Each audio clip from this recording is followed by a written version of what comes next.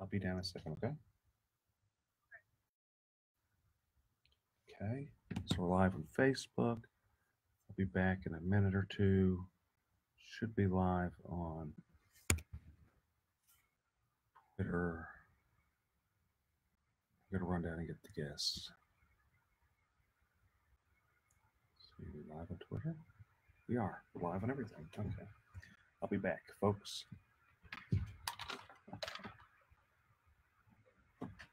This. Most important thing here.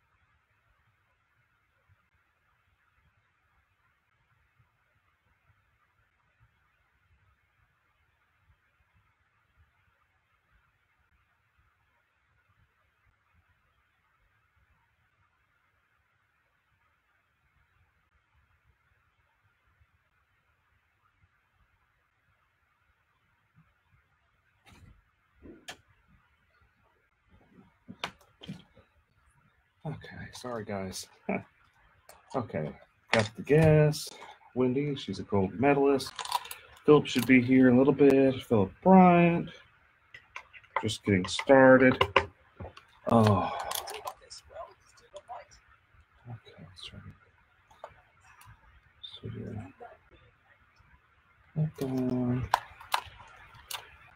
Okay.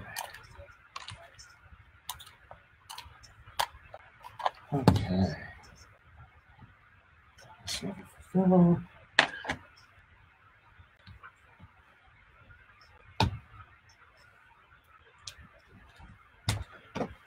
Okay.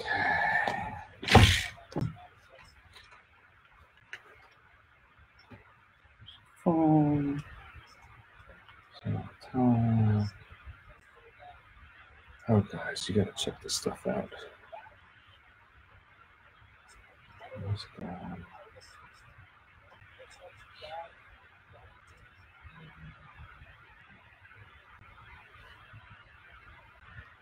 Okay.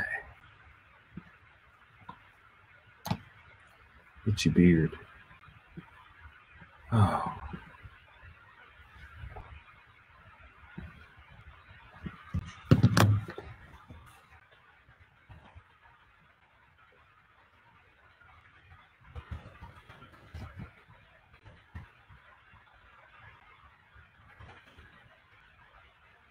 Hey guys, we're just setting up. It's gonna be a little bit. I got some real wild stuff. Talk to you guys a bit about Sylvia Garcia. The news isn't talking about this very much. My final thought is that this situation between me and Sylvia. This situation between me and Sylvia Garcia, this was not an isolated incident like the Brett Kavanaugh, Christine Blasey Ford situation. Mine was in the workplace and outside the workplace. She just continued, any little opportunity she had, and this was a pattern of events. It was a series of events, and they're all documented. And again, my grievance is still open. Wild. I gotta grab the other guest. I'll be right back, folks. Hey, Phil, you here? Okay.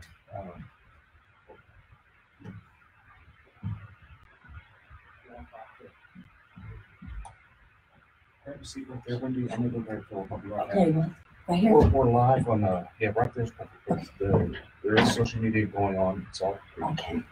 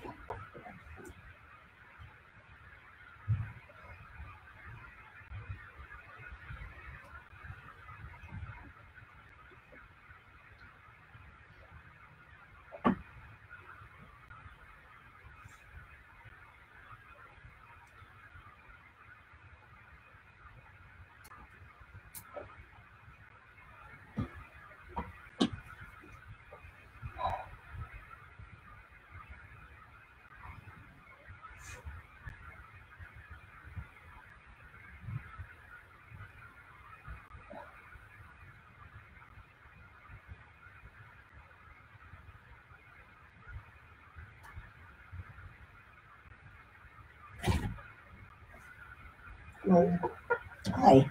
How you doing? Wendy. Nice to meet you. Taking over Eric's spot. Okay. This is the Philip Paul Bryant show now. Hey.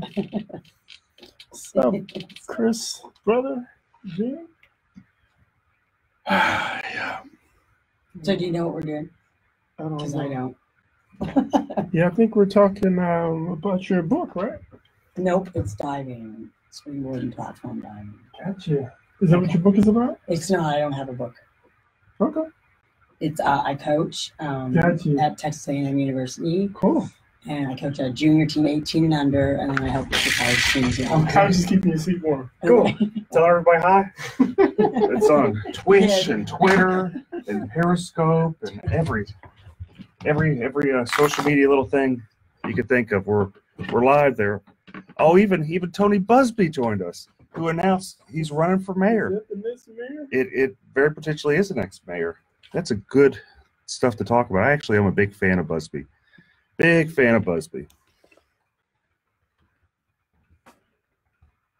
He's got the right personality to do You it. think you can give me an invitation to the Christmas party this year? Oh man, have you heard anything about Busby's Christmas parties? No. He had Snoop Certainly. Dogg. He Oh, had no Snoop way. Dogg at his.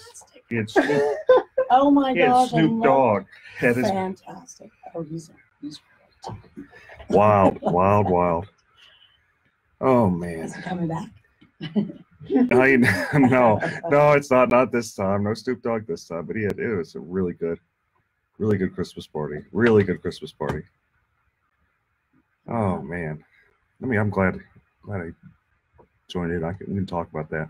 It's a good thing to talk about.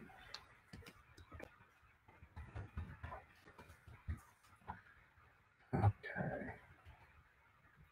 I got all the breakdown of the city of the from the voting. I do have the breakdown.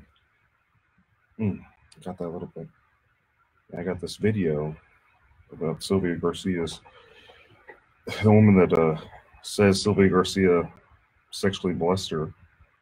Very fascinating. Have you seen this, Philip? Mm-mm. My final thought is that this situation between me and Sylvia Garcia, this was not an isolated incident like the Brett Kavanaugh, Christine Blasey Ford situation.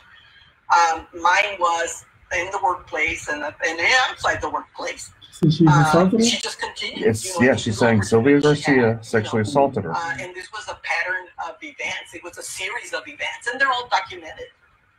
And again, my grievance is still open, and Sylvia Garcia still has not responded to sexual harassment. The sexual harassment that I wrote back on July 29th, September 30th, whenever the grievances were filed, of 96. So the thing is with these allegations, they're pretty wild. Okay. So we'll go more into it on the show. They're very wild. It's saying that that basically what Sylvia Garcia did is while she was a municipal judge, she had a clerk. That woman there was working for her. This is like 30 years ago, and she went in and was asking her, "You want to see the rash of my leg?" The woman's like, "No, I don't really want to see the rash of my leg. I'm okay. I'm okay. I don't. Yeah. I'm not a doctor. I'm not Appreciate a doctor. Appreciate it. Yeah, I understand. Thanks for no thanks. Yeah, thanks, but no thanks. But then, lo and behold, she proceeds to take off her pants. And, that's crazy, and nothing's happened about it. And that woman's just really upset. She's made complaints. She did. That's right. Democratic system, man. Second opinion. So how's your bookstore going, Philip? It's going okay, man. It's going okay. Cheap book, lots of variety. So Saturday we put a big book speaker out and start playing music and stuff like that. Attract additional people. Got little signs to put out. Headphones. There's also a headphone volume. Yeah, I think it's going to be headphone volumes here. Just whenever you take it out, be sure to grab this part right here. Okay. I've lost about a dozen. I know. It's okay. It's okay.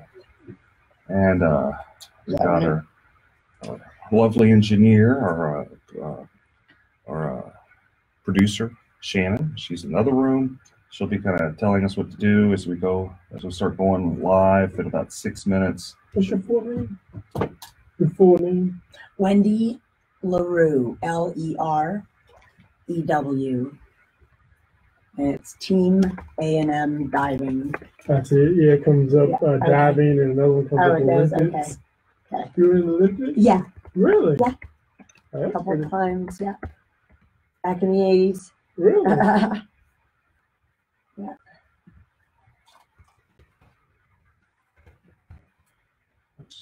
Awesome. I really do appreciate you joining us, Wendy. Oh no, this is a great opportunity. I'd love to talk about my program a little bit. I'm trying to build it. Like I've been doing it for a while, but we have a little gap as far as how many kids. I've had a couple of kids in Olympic trials last year. Excuse me. Mr. Jay LaRue, that your husband? Yes, yeah. He's the head Texas A&M coach. Wow. That's awesome. Yeah, he was a two-time Olympic coach. And the Texans are they're doing something. We might go somewhere, huh? Yeah, at Texas A&M, you mean? Oh, well, he's A&M. Oh, he's A&M? Yeah, diving coach as well. Oh, cool. Yeah, not football. I coach the football. No, just kidding. I got y'all confused. Yeah, that's okay. Yeah, so we coach. I coach for the U.S. national team as well, junior national team. And he was like a two-time coach, and he wasn't my coach, but so I was been running a program there for about 8 years at Texas A&M, and it's 18 members, so junior kids. We call that junior diving, and they're the ones that are getting ready for the Olympic trials and being ready for college scholarships, that sort of thing. So kind of how we do this is there's going to be 4 segments. The first segment, I'm going to kind of talk a little bit and bring Philip in, and we might bring you in we're going to go over different topics of like general stuff that goes on. About the third segment is going to be when we're going to focus on you and all the stuff that you've done, and then we're going to kind of tie it in with the last segment, kind of tie in what you've done, kind of summarize over all we've done. what we're Okay. talking about. Super. Just kind of, so we'll start. I'll just keep my mouth shut. No. I've spoken to. Yeah. That's, you can feel free to chime in. Just, don't talk. We try not to talk over each other. Try to be very respective, and try not to be too angry. We'll have our own mind. It's this stuff with politics lately. It's like it's just so much bad energy. Yeah, You have your own opinions. I respect anyone's opinion. That stuff's going on. I mean, I think he's, not politically correct or anything like that. He's not. He's a wild one. Trump is, but he's certainly moving and shaking things. I voted for Trump. He did not, but that's okay. Yeah, I did. And, that's okay. I have daughters. I can understand. Says some silly things, and he's not very articulate for someone that was a president. But he's getting it done. So I think that's he tries. Matters most. Some people think he doesn't try. He's quite brilliant. I mean, he's a brilliant businessman. Let's face it. I think he's an excellent marketer. I think. Yes, absolutely. Well, he got something like $3 billion of free media whenever he first ran for president.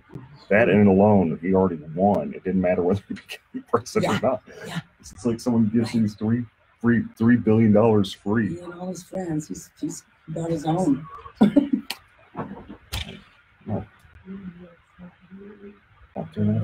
Hi, this is Eric Dick, and I think it's important that you know your rights. If your homeowner's insurance company has denied or underpaid your claim, you have the right to hire an attorney.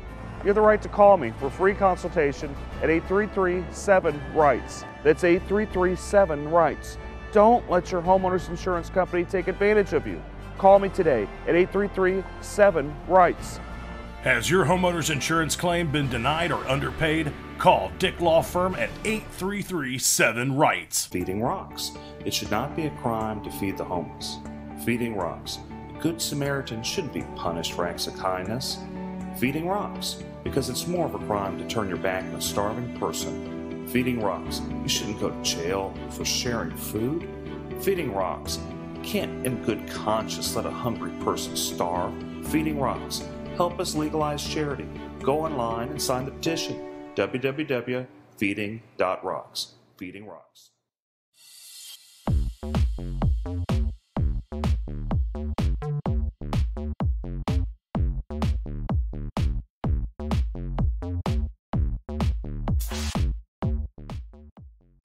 I got about 3 minutes.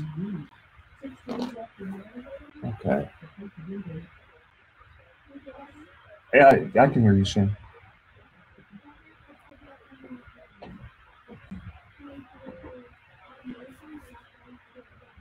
Okay.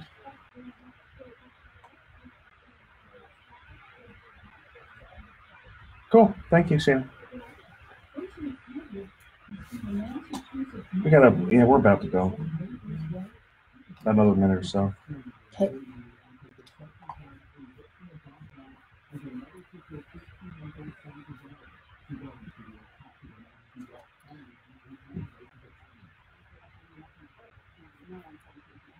Okay.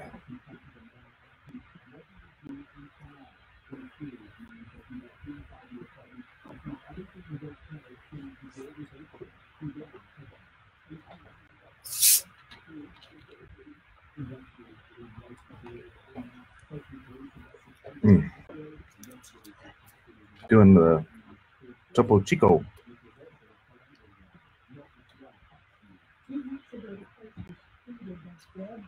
Okay.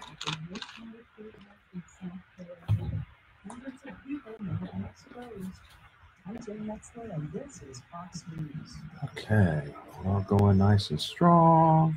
It's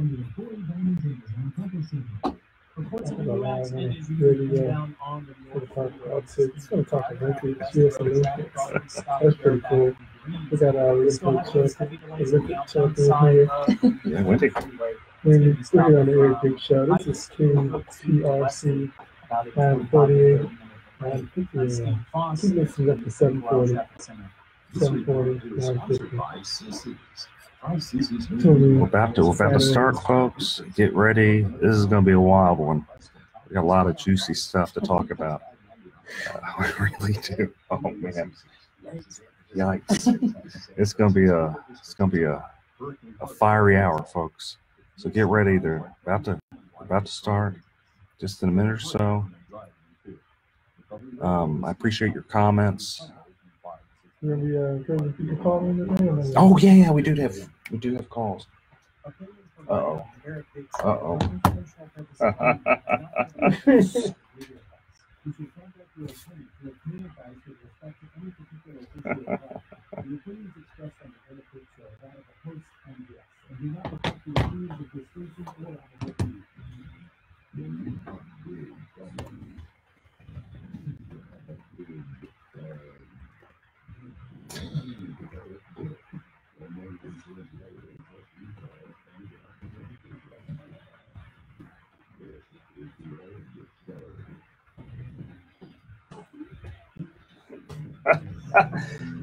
Oh my goodness. Oh wow. We're back. We're back again. Back again, folks. I'm being a little too loud. Producer Shan's getting mad at me. I've already gotten in trouble. Just got here, folks. Back for more. Back for more. Philip Paul Bryant is riding shotgun with me, and our special guest, we have an Olympic champion. Wendy, was it LaRue. I'm horrible. LeBron. Come on, this isn't the Lakers. I know. Cleveland or Miami. I can keep going, right? Well, the Rockets have been doing so bad. Didn't they finally win one? Yeah. Finally won one. Oh my goodness, they've been doing so bad. Okay. They're trying to convince Milwaukee that we deserve a new player. Who's that other player they're trying to get? I haven't been paying attention to that. I've been crying when I'm sitting in the seats watching them play. That's what I've been doing, is crying whenever I see Harden was out 2 games and CP3 was out 2 games. The only game we won before last night was with the Lakers, when it was just a downright brawl. It looked more like it was hockey than it was the Rockets and basketball. But okay, so let's go into it. Hurricane Michael caused $2 billion of damage. That's what the reports are saying from the Wow. So it's going to take a while for people in Florida to really recover from that. And when dealing with insurance companies, it's often difficult, and I'm sure a lot of them are finding out. We had in Houston a storm during Halloween, but it wasn't anywhere near as bad as the poor people in Florida and with Michael. But I'm sure a lot of people in we're getting a lot of pockets of flooding too. I know some people there in the Astrodome that kind of got stuck, and people, I don't know. Every time it floods, people still try to drive through the water. I don't know why. It's like Halloween was pretty active in my neighborhood, though, I have to say. Right. The kids got out there in the rain and the tornadoes. The kids don't care anything about any rain. They're not gonna let that stop them. But it seems, though, every time that there's a holiday in Houston, we get a flood. Like we had the tax day flood, Memorial Day flood. 16, yeah. I mean, we've been flooded for like for the last 5 years. Every year we get a flood, with the pinnacle being Hurricane Harvey. Yes. So my question is, we got Tony Busby, who's a multi-millionaire attorney that has some of the best Christmas parties out there, folks. I'm just telling you, the best Christmas parties that ever were. Let's see if I get on the list this year, man. That'd be. I can't really vouch for the Christmas parties, man. I seen it on your social media. I saw you go live at the Snoop Dogg concert, but unless I'm gonna personally get an invitation, man, I don't know. Yes. I feel like the party isn't cool unless Philip Paul Bryant is there. Like that's just my perspective. Maybe I'm being biased. Me too, actually. But back in high school, the party wasn't cool unless the coolest people in the school showed up, man. And he's wrong for not inviting Philip. But my question is, I went on a tangent about his Christmas parties. They really are all that in a bag of chips. But he decided he's going to run for mayor. He decided, and he called it way, way early. Like, you don't even have the current elections happen yet. Yeah. Is this just some rich guy being crazy? Is this like a serious campaign? What do you think, Philip? It seemed pretty sincere. I watched the Isaiah Factor. I watched the Isaiah Factor interview, and Isaiah asked him the exact same question: "Are you serious about this?" And his response seemed pretty sincere. I mean, the rest of the interview was pretty casual, pretty funny, pretty pretty jokingly. But when they specifically asked him, was he going to actually run for mayor? Should people take him serious? I heard a change of tune in his response. So that tells me the guy's giving some pretty serious thought. Is he an improvement from Turner, or is he good, bad, ugly? What do we think? Well, from the perspective of just analyzing him, you're able to kind of get a track record based on Turner. You know, he's had 4 years as mayor, or 3 years as mayor as of now, 26 years as a state representative. So we can actually give him a proper report card. Whether you give him a A or a D or F, you have the ability to do that based on the actual track record. So with Tony Busby, you don't necessarily have that track record. It's just kind of based on what his view is, what his vision is for the city. And so it's almost an unfair comparison as far as giving them both a report card, because one is just based on ideas, and the other you can actually say, nah, you didn't deliver on this, you didn't fix the potholes, you didn't lower the taxes, got in a huge fight with the firefighters. I just had to throw that in there. Well, we can go into the firefighters. I had to throw that in there, right? But to answer your question, I don't necessarily. It's hard to say if it'll be an improvement, because it's not necessarily a track record to run on. Running the business is different from running the municipal and the government entity. Well, but he makes a pitch that, look, I don't need the job. I'm not going to take the money. I'm doing this to make Houston like the top of the city that it could be. I go to all these other places. They talk about how much they love London, how much they love New York, but they don't say such fondness with Houston. And I've had enough. I'm going to change that. That's kind of that, and it's early, and maybe it's eccentric for him to say something like that. Who knows? But I mean, is there something to be said about that?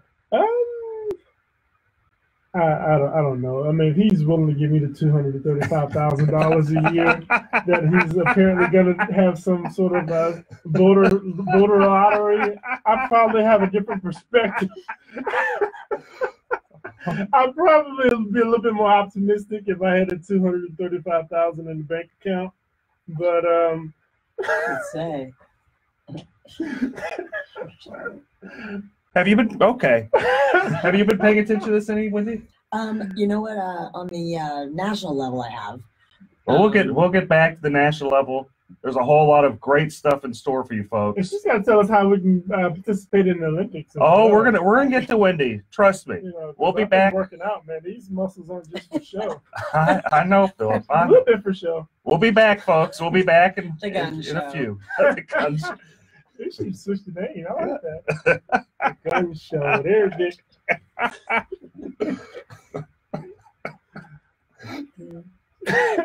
That's funny. It is. They do play Big Gun. That was their choice. The Big Gun show with Eric Dick. Okay.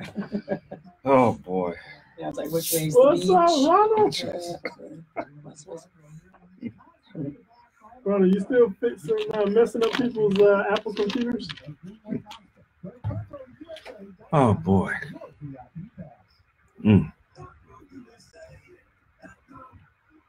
Yeah, I don't know about his response on the. I don't know about his response on the. What he's going to do with the $235,000 salary? He wasn't going to take a salary. That's kind of wild. You say you're a going to lottery to a charity. He's going to have a lottery. Give it to some random person. Right. Give it to the voters. That's wild. Have the lottery drawing. Everyone who voted for me gets to participate in the lottery drawing. Wait, is he still listening in over there? I don't want to mess up my chances to get to the Christmas party. That was pretty awesome, man. Coming there with my little Tupperware, man. Like, it was really a good take Christmas mine party. to go. I don't really. Really? Yeah. I'm a connoisseur of Christmas parties. It was by far the best one I've ever gone to. Christmas party connoisseur? Yeah. That's funny. I was He's a surprised. pro. Usually the I was Kumashes surprised. have really good Christmas parties. Kumash is too bad. You get there early because the food goes, but they have the free bar that's all night. Oh, that's yeah. Oh, yeah. They have that. We're not going unless they have that. You're right. It's not a party unless the booze is free. Oh, they got it good. You need something really to celebrate. So you want to go into Prop P?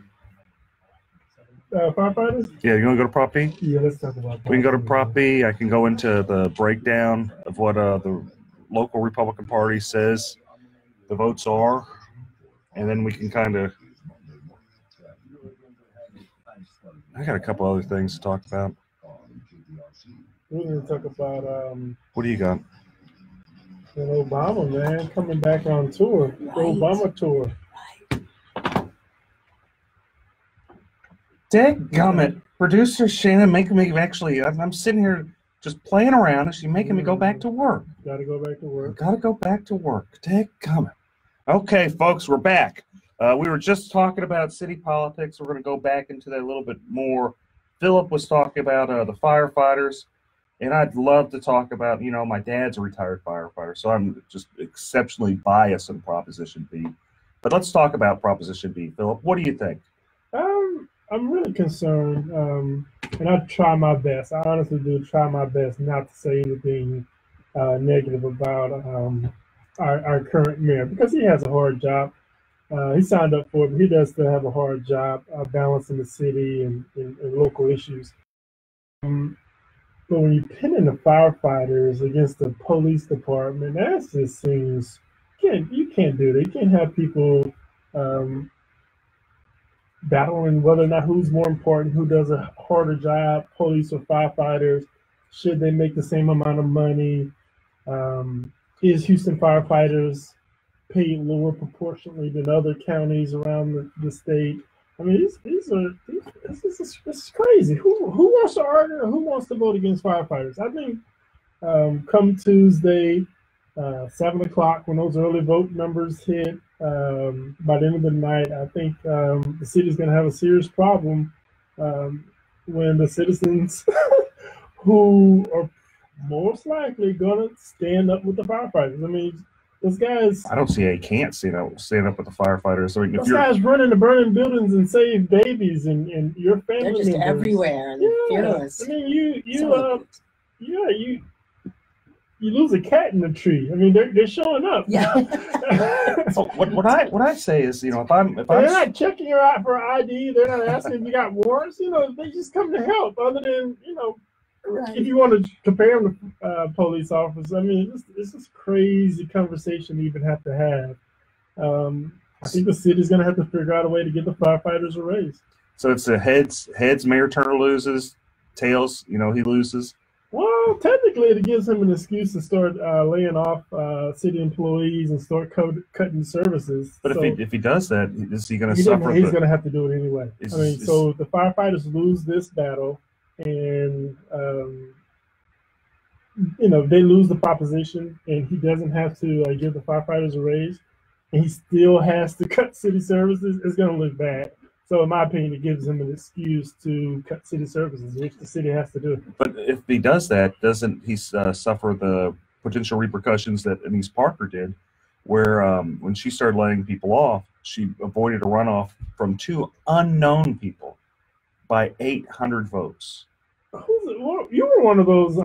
I was not one of the unknown people at that time. That was I know you're talking about. Fernando Herrera and Jack O'Connor. Both of them ran. Still 2 unknown people. They spent a total of maybe 80,000 total. I got you. Maybe 40,000 each, and they came striking distance. Right. From like 53. Hi, this is Eric Dick, and I think it's important that you know your rights. If your homeowner's insurance company has denied or underpaid your claim, you have the right to hire an attorney. You have the right to call me for free consultation at 833-7-RIGHTS. That's 833-7-RIGHTS. Don't let your homeowner's insurance company take advantage of you. Call me today at 833-7-RIGHTS. Has your homeowner's insurance claim been denied or underpaid? Call Dick Law Firm at 833-7-RIGHTS. Feeding rocks. It should not be a crime to feed the homeless. Feeding rocks. A good Samaritan shouldn't be punished for acts of kindness. Feeding rocks, because it's more of a crime to turn your back on a starving person. Feeding rocks, you shouldn't go to jail for sharing food. Feeding rocks, you can't in good conscience let a hungry person starve. Feeding rocks, help us legalize charity. Go online and sign the petition. www.feeding.rocks. Feeding rocks.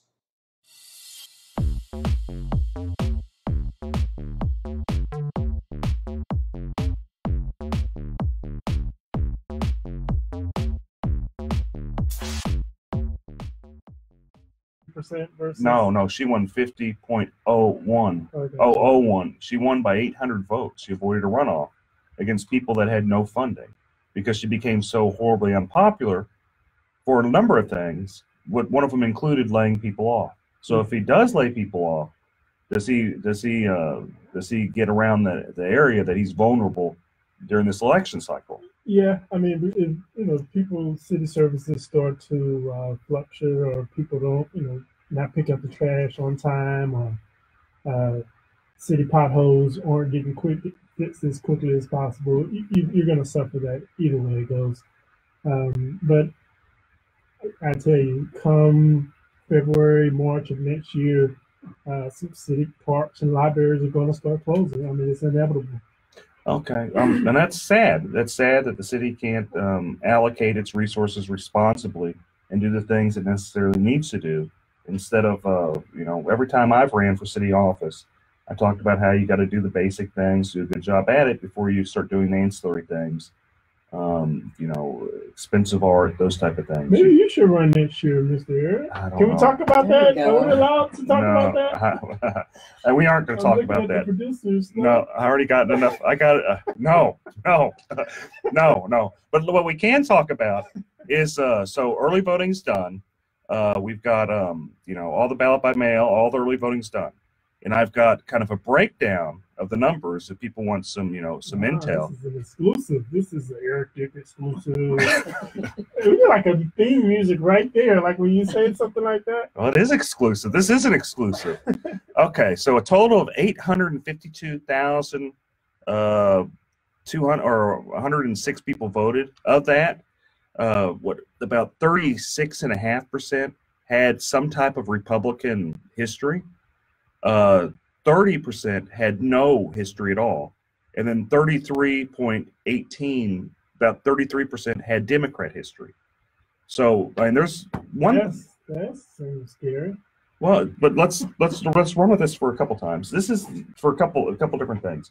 One is this is the highest turnout we've ever had for a non-presidential year. This is countywide. This is countywide. Nearly 1 million people voted. 852,000 people voted early, ballot by mail or early voting. And of that, 37%, some type of Republican, 30% none, no history at all. New voters, See, that's the thing. I think all of the campaigning and locally and nationwide, it's getting people going. I just don't know if Ted Cruz is out there registering people to vote, bringing out the vote. I think you've got to give a lot of that credit to possibly Beto. I do give it to Beto, and I've always said that I do not think Ted Cruz is going to win Harris County. I don't think he has the right personality to win Harris County. But he lives in Harris County. That doesn't seem fair. And his neighbors doesn't like him? I'm not commenting about that.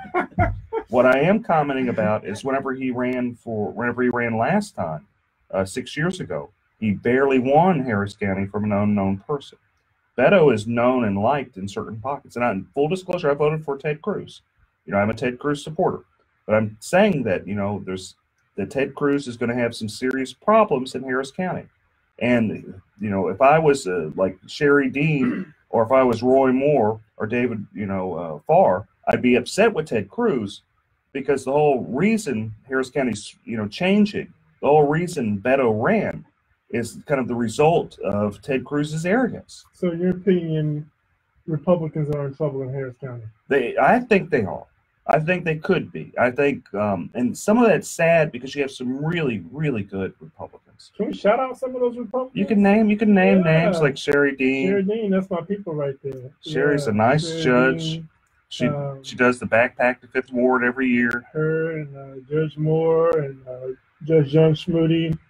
Alicia Franklin York, The family law judges are really good in Harris Charlie County. Prime. I'm How are sorry. their Christmas parties? Not nearly as That's what I good as wanna know. They need to Busby's. get No. their Christmas party game up, man. Think about it. That's an excellent. That's why she's an Olympic champion right here. Sense of humor. Yeah. Thinks outside of the box. So just going on politics, we got a little bit more, and then we can start going into talking about our fantastic guest. Is Sylvia Garcia. There's more information about her potentially sexually assaulting this poor woman. We got a video that I was showing the people earlier on Facebook and Instagram and Twitter and Twitch and Periscope, and I was showing them this video. It doesn't seem as bad, and I'm going to get some backlash on this, but it just doesn't seem as bad when I guess the lady had a medical condition, and she just wanted a second opinion about it. So backstory is Sylvia Garcia is a municipal judge. And one of the instances, the victim says it happened a lot of times. One of the instances is Sylvia saying she has a rash. She wants the victim to look at the rash in her leg. And the woman says, "No, I'm not a doctor. I'm okay. I'm all this stuff." Sylvia continues to take down her pants, show her the rash, and just kind of rub on her. You have to say allegedly. You're the attorney, Eric. You have to say allegedly. They've also changed with anti-SLAPP law, and there's not such a tort reform has made defamation almost impossible to sue under. So and she seems pretty sincere. So what she says, I guess it is allegedly. I guess not very allegedly, but I wonder, was the rash allegedly? Was it an alleged rash as well as an alleged pants removal? But my questions are Innocent until proven guilty. Yeah, I guess innocent. So this woman seems like she really believes it. So, is it okay? Is it okay that there's no investigation, nothing? This is someone what that's women do though. They go together in the restroom. They take restroom breaks together. I thought that was a woman thing. I don't know. We're not terribly I wouldn't shy. show any rashes Well, to. Well, strangers maybe not. is it something common? I'm not a woman. I do have 2 daughters. I'm married to a woman. I have 2 sisters. But Wendy, is it something common that women do? I got a rash. You want to see it? No, I don't want to see it. Well, if you're good friends and you're at a restaurant or something, and then you're off to the ladies' room together, that's sometimes, I guess, how it would go. But again, you'd have to be pretty good acquaintances, I would think. Not in a business environment, like it's No. a judge to, I a agree. secretary. Hey, check out my rash. No, I don't. No, not appropriate. Maybe we should look at the bylaws of the company. Maybe that's a requirement that they give second opinions on rashes and strange. Well, it's the city of Houston. It could be. It's the city of Houston. Stranger things. It is the city of Houston. I wouldn't be surprised. I would not be surprised at all. It's the city of Houston. Okay, so another thing that's going on is there's Erin Swanson. She's been running for a judge. She ousted an incumbent on the Republican side. Oh my goodness! A horrible, biased, corrupt judge, Teresa Chang, who was there maybe 10 years, and she's very experienced. She spent a large amount of money trying to fend off Erin Swanson, who did actually beat her in the primary. This is a gal. She's young. She's 32. She about 5 years of experience, just barely able to run.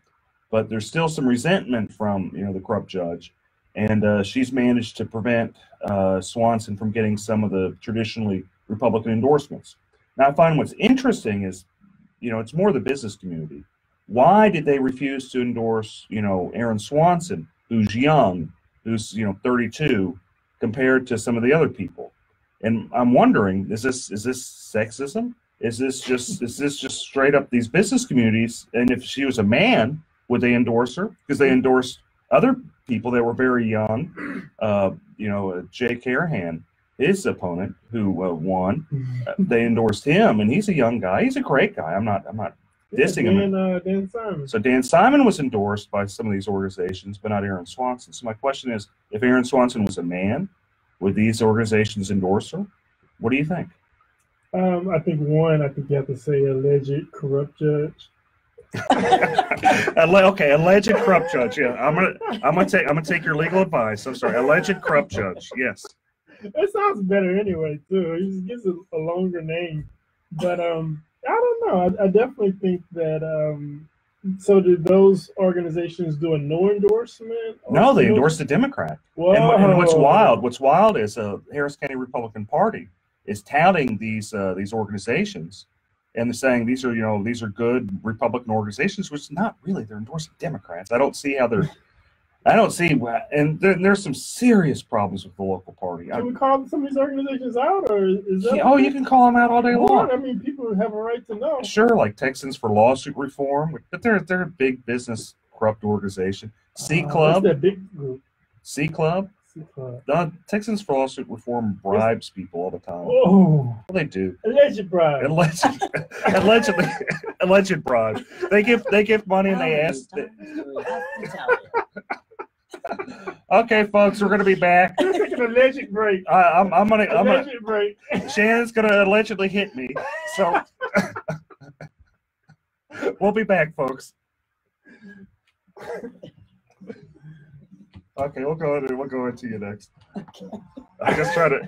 I hope I'm okay because I don't know that much about politics. No, I really don't, like the national stuff, sort of. But No, anyway, no. I hope I'm not talking. No, we're having a great time. We're having a great time. We're just talking smack. That's all we're doing is talking smack, giving stuff people to talk about. You guys are so knowledgeable. You take a shot at Texas for lawsuit reform every show, don't you? Oh well, I do. They take shots at me. It's only fair. They do take shots at me, so it's only fair. Only fair. You can tell us about your how you got into what made you guys start the organization? Sure. Yeah, I've been sort of doing it all my life. I've stayed in coaching. Yeah, glad to. It's really awesome. How people find out more information about it. That would be great. It's super. Like I said, I've got a small group right now. I'd like to see it grow. It's a very small sport. It's not. You see it every 4 years at the Olympics, and people don't understand how much you work at doing that. It's very difficult. Conditioning, the fear factor. Did you receive a medal or anything? No, I did on the world level, world championships. The Olympics, actually, frankly, I choked. No, that's happened. Yeah, and it was my first one competing, and you're 21 years old, and I mean you've been diving a long time, but still you get a little deer in the headlights, and it's whoever either has the most experience or whoever just has a darn great day. You compete against those world people, that field, for at least 4 years on the international circuit. You tour Europe, World Championships, Pan Am Games, things like that. And so you're with the same field. So you're used to competing against them. But then when you get to the Olympic level, again, the cameras, the crowds, everybody sort of can get to you. So it's, whoever's got the, eye of the tiger, I guess, on that day. Or luck, or how you feel, or if you've got your slept good. I know.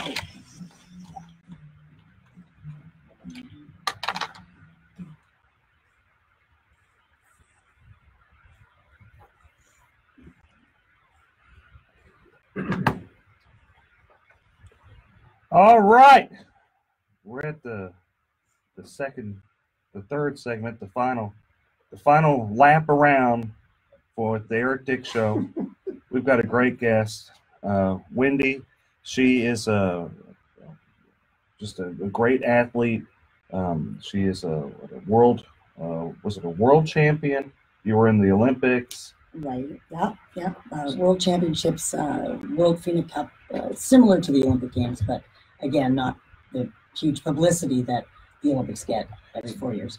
So, Wendy, tell me about being in the Olympics, because that just seems just so wild. It really is quite an experience. You stay in a village. You usually get there about 2 weeks before the actual games start. The opening ceremonies is just crazy. I mean, I'm sure you've seen it on TV these days, what the production that they go into, and all the athletes go in and we watch the whole thing, and the closing ceremonies as well. So it's very, you stay in a village with all the other athletes. The best thing about it is I think that you've got all of the sports there. everybody is sort of at their peak condition and mentally, physically within their sport. And you've got that in common, no matter from where you come, no matter from what country you are. It's just peace and that beautiful thing in common, that you just sportsmanship and you just want to do the best you can and you're rooting for other people too. Really? So you guys aren't like making faces at each other No. and elbowing each other when you're not hoping the other person breaks an ankle on the way? No, well, no, some of the girls do. The girls can be a little catty, you know. The guys are cool. But Pulling Tanya Harding's. oh, yeah. The old whack in the knee. Asking, do you look at their rash? Never done that and shan't. No. So, you went to the Olympics, which is probably just an amazing experience. How long did it take you to train to get there to well, be? you know, I was quite lucky. I did gymnastics. For people, you know, wonder how you find out about a sport like diving and how would you start in that. And you know, gymnastics, cheerleading, dance, things that are sort of acrobatic. Anyway, I did gymnastics till I was 12. So when I came on into diving, I made the Olympic team when I was 14. So only 2 years of training in diving after all the experience in gymnastics, the changeover was quite simple for me, and I was very lucky, and made the team as a 14-year-old. Now, that was the year 1980. Boy, am I dating myself. Oof. 80s were good years. Well, there you go. Thank you. But it was the year that Jimmy Carter boycotted the Olympics. Oh. So that was the year we didn't get to go. Oh. And that was all right, you know. And my sister and I made it together. She was 13. But She was a diver as well? Yes, yeah. But we had another, 4-8 years left. Hi, this is Eric Dick, and I think it's important that you know your rights. If your homeowner's insurance company has denied or underpaid your claim, you have the right to hire an attorney. You have the right to call me for a free consultation at 833-7-RIGHTS. That's 833-7-RIGHTS. Don't let your homeowner's insurance company take advantage of you. Call me today at 833-7-RIGHTS. Has your homeowner's insurance claim been denied or underpaid? Call Dick Law Firm at 833-7-RIGHTS. Feeding rocks. It should not be a crime to feed the homeless. Feeding rocks. A good Samaritan shouldn't be punished for acts of kindness. Feeding rocks. Because it's more of a crime to turn your back on a starving person. Feeding rocks. You shouldn't go to jail for sharing food. Feeding rocks. You can't in good conscience let a hungry person starve. Feeding rocks. Help us legalize charity. Go online and sign the petition. www.feeding.rocks. Feeding Rocks.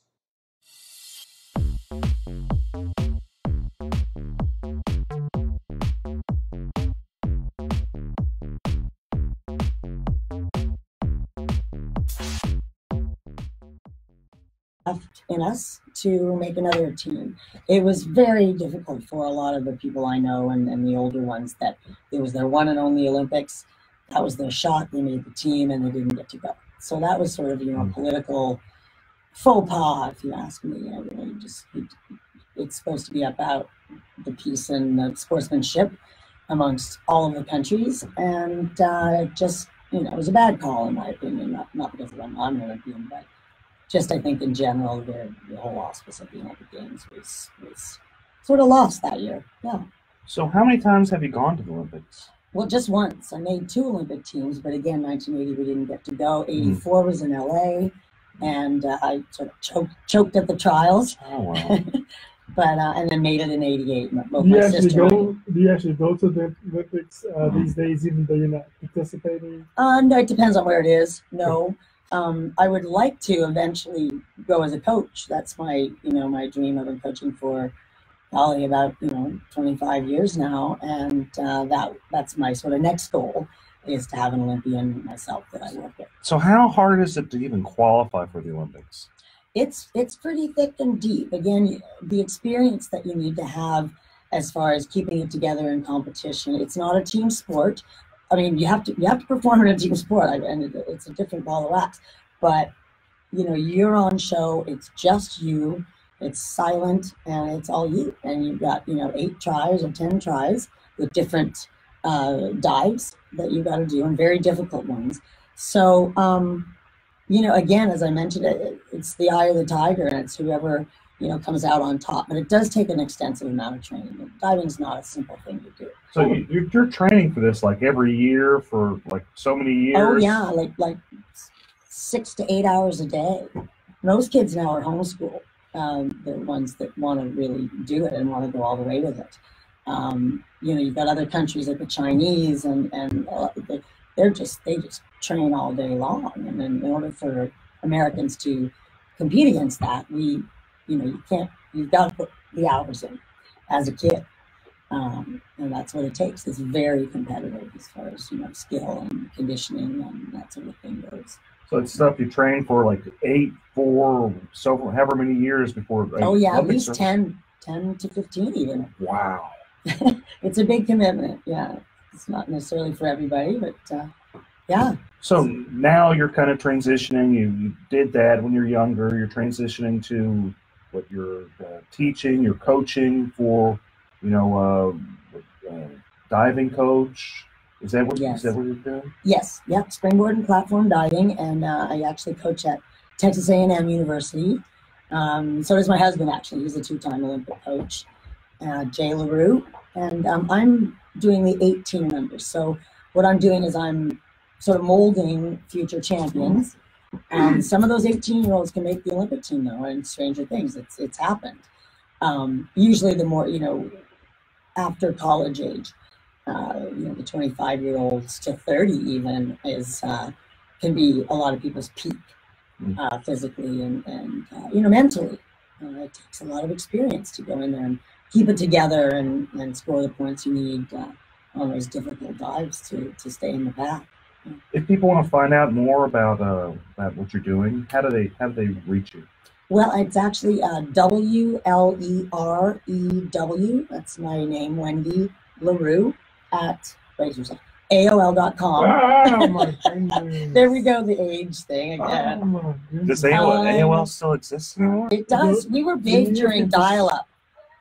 I was really cool back in the day with the dial-up thing. Wow. So they email you, Wendy. Yes, that's the best way, and or Facebook. I have you sort of have to ask to be friends, which is fine. And again, it's Wendy LaRue, LEREW. Yeah, and then you have one of those dial-up phone things where you kind of. Yes, I do have a rotary phone. Wait for it to roll back. Absolutely. Wow. Yeah. Those are pretty rare. They probably could be sold for a mint. Yeah, antiques for sure. I don't know if you could get some of those in the bookstore. You probably do have some of those in your bookstore. Don't you have any of those in your bookstore? I don't have any of those. Well, I can rent you one of mine. Just Wendy LaRue here.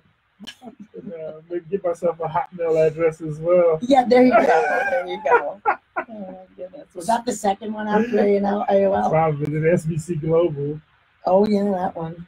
So I'm just so amazed by the dedication you spent, like getting to the Olympics. I know you were in your early 20s whenever you went to the Olympics. Yeah, about 21. So you've been training since you had been training since you're 15, 14. Well, yeah, 13. 12 actually, and then but in gymnastics it was age 6 to age 12, 4 or 5 hours a day after school. It's you have to have sort of a bit of a screw loose to do this. It's really time consuming. I wouldn't say screw loose. You just have dedication. It's just something you feel strongly about. I think it's good that people feel committed about something and work towards a goal. And it's clearly you might have wanted to get a gold medal with the Olympics, but unfortunately you weren't able. But at minimum you were able to make the Olympics, which is so much more than what many people can say that they've done in their life. So, and it's just so amazing that you actually got to have that experience, Well, thank you, Eric. It was an experience. The whole ride, the great friends I've made, and in the coaching ranks, a lot of them have gone into coaching after their experience as divers. And we see each other on the world all the time. We see each other at the pool, coaching for different countries. What's the deepest water you ever dived in? Well, what you do is the tallest platform that we go off of and do multiple somersaults is 33 feet. So that's 3 stories. And you're required to have 17 feet of water to do that. because you hit at 30 miles an hour, you hit the water head first, so you take a lot of impact in your upper body. That's probably why I can't turn my head anymore. Vertebrae are all fused together. But it's quite the the experience, and the impacts up 10 meter are difficult. Now they have high diving, cliff diving now, which is 90 feet for the men. Oh, that's wild. And 60 feet for the women, and that's a big thing too. The Red Bull World Series Tour.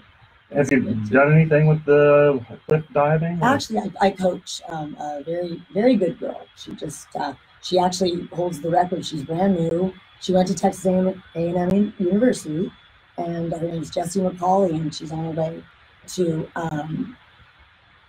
compete in the World High Diving Championships actually next week. Well, that's exciting. Yeah, and she's good, and she holds the world record for the highest scoring dive, the most difficult dive for a woman, and the highest scoring. She had straight 9s from the judges, and yeah, so proud to say that I've sort of broken in the high diving ranks, and hopefully that'll be in the Olympics someday soon. How young do you go as far as coaching? How young as a coach? Well, while you're a diver, a lot of times you start. How young will you go? 12-year-old, a teen-year-old? Oh, excuse me. We start them at 6. Wow. And go to at least 18 to 25. Yep. Well, that's great, Wendy. We're going to take a quick break, and we're going to be back for the final segment. Thanks, guys. Thank you. Thank you very much. That's fascinating. Hey, is it true what they say with the water? Like, it's almost like diving into concrete unless you do it right. That's real? Yes. You hit at 30 miles an hour. And if you're not going straight in, you're going like that, you get impacted, you get smacked around. Like honestly, my back and neck hurt. Springboard divers do okay. They're 10 feet off the water. It's not that serious, but the higher the 3 stories up there. So you really doing this little arrow thing, you really breaking that water? Yeah, you're doing it. Hey guys, feel free to call in 713-212-5950. 713-212-5950. We're going to be taking calls. And try to go in the spot. And there's a fear factor involved. It's not for everybody to go up there. Yeah. I wouldn't even go up to the 30 feet. Oh, yeah, you would need to stop by it. Jump off with my eyes closed. Yeah, and you don't know when you're going to hit the water. So it's like, what you do, you have to be a little bit. I mean, I don't mean look at schools to try to train to be an athlete, but diving is just sort of, you got to be a little eccentric, I think, to hurl your body off that height and pray that you land well. I got to ask you, how do you feel about Larry Nassar in the U.S. Olympics? Oh, who? Larry Nassar. Why don't I know that? He's like some type of pervert. Good heavens, no, I'm not aware of him. Just good. Oh, Are you serious? He's just. That's one of the comments. It's just a comment. No, it's just a comment. It's a comment on the social media. That's Chris. Chris sometimes he's on the show too. How was that? So he's being funny. Yeah, he's just wondering. Oh, Chris said that? Yeah. Tell him I said I can handle it. I'll be fine.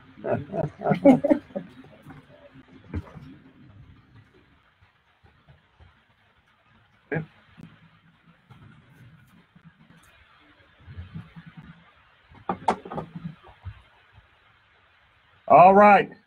Yep. We're back. We're back for the final segment of the show. We had a great show, great guest, Philip. You got anything going on with your bookstore? Oh yeah, actually, bookstore's doing really well. We've got some huge sales going on. So we just sell $2 kids books, $2 and under kids books. So we got like 6,000 or 7,000 kids books that we just trying to almost give away. And then we got like nonfiction, fiction books, $4 and under. We got like almost 20,000 books that we're just doing for $20 and under, just to, it's not about necessarily trying to make a bunch of money. We're really just trying to get people back into reading. traditional reading, just grabbing a book. I know audiobooks are pretty popular. People like Kindle and stuff like that. But even having your kids watching you read and read them stories as well. I agree. It's brain exercise, and it's such a shame that it seems to be that books are becoming a lost. And it's so fast how it's progressed to where there's on computers. Yeah.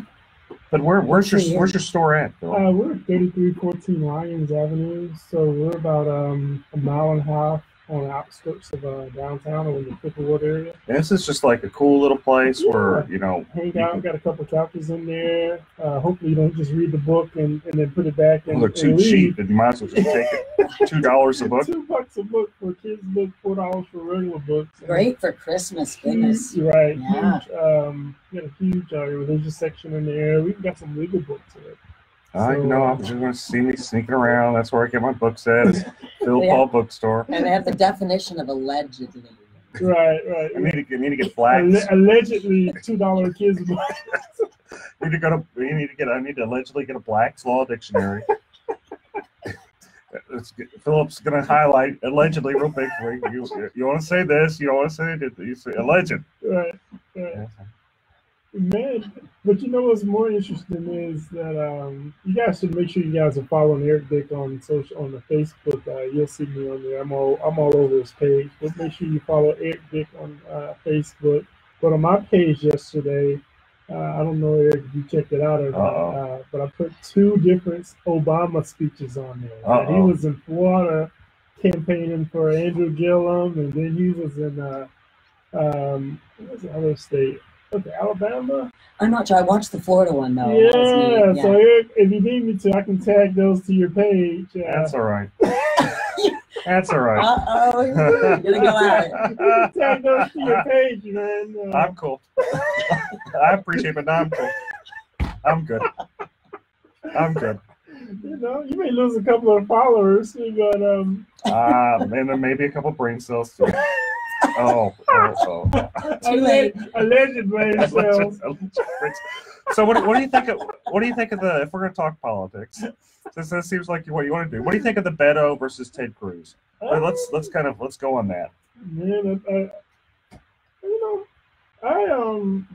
I like Ted Cruz. I met him several times. Beto seems to be pretty sincere. I actually had some serious concerns about the DWI and the fleeing the scene. Once I did get past that, just kind of just looking at the issues. Just as a conservative Democrat, I'm a registered Democrat, precinct chair. If the Democratic Harris County Democratic Party is listening, I did say that I'm a Democrat. You also said you were watching Obama, so I think they got that figured out. They call me in the meetings every so often when I endorse people like Sherry Dean and Roy Moore. They have a sit down with me at least once a year. And yell at you. What are you doing? Yeah, I have to read the oath again. But, allegedly. The alleged oath. But the cool thing about someone like a Ted Cruz, you don't have to worry about restroom issues, LGBT stuff creeping up into the schools and to the public life. And so that is one thing. That is one thing that you kind of do have some assurances about. Taxes. You got to pay taxes. They're going to build roads. They're going to have to fund the schools and stuff like that. So taxes isn't that big a deal. I'm a tax guy, so I know how to get around it if they try to tax me too much. But with Beto, even though he does have some good ideas, I do think teachers should be paid a fair amount. I think it's just what's more important to the individual voter. I think there's a lot of excitement out. Every year they say this is the most important election of your lifetime, and every year we go for it. But we'll see what happens. We'll see if the actual voters show up, not just in Harris County. Texas is a lot bigger than Harris County. It is very. Hi, this is Eric Dick, and I think it's important that you know your rights. If your homeowner's insurance company has denied or underpaid your claim, you have the right to hire an attorney. you have the right to call me for a free consultation at 833-7-RIGHTS. That's 833-7-RIGHTS. Don't let your homeowner's insurance company take advantage of you. Call me today at 833-7-RIGHTS. Has your homeowner's insurance claim been denied or underpaid? Call Dick Law Firm at 833-7-RIGHTS. Feeding rocks. It should not be a crime to feed the homeless. Feeding rocks. A good Samaritan shouldn't be punished for acts of kindness. Feeding rocks. Because it's more of a crime to turn your back on a starving person. Feeding rocks. You shouldn't go to jail for sharing food. Feeding rocks. You can't in good conscience let a hungry person starve. Feeding rocks. Help us legalize charity. Go online and sign the petition. www.feeding.rocks. Feeding Rocks.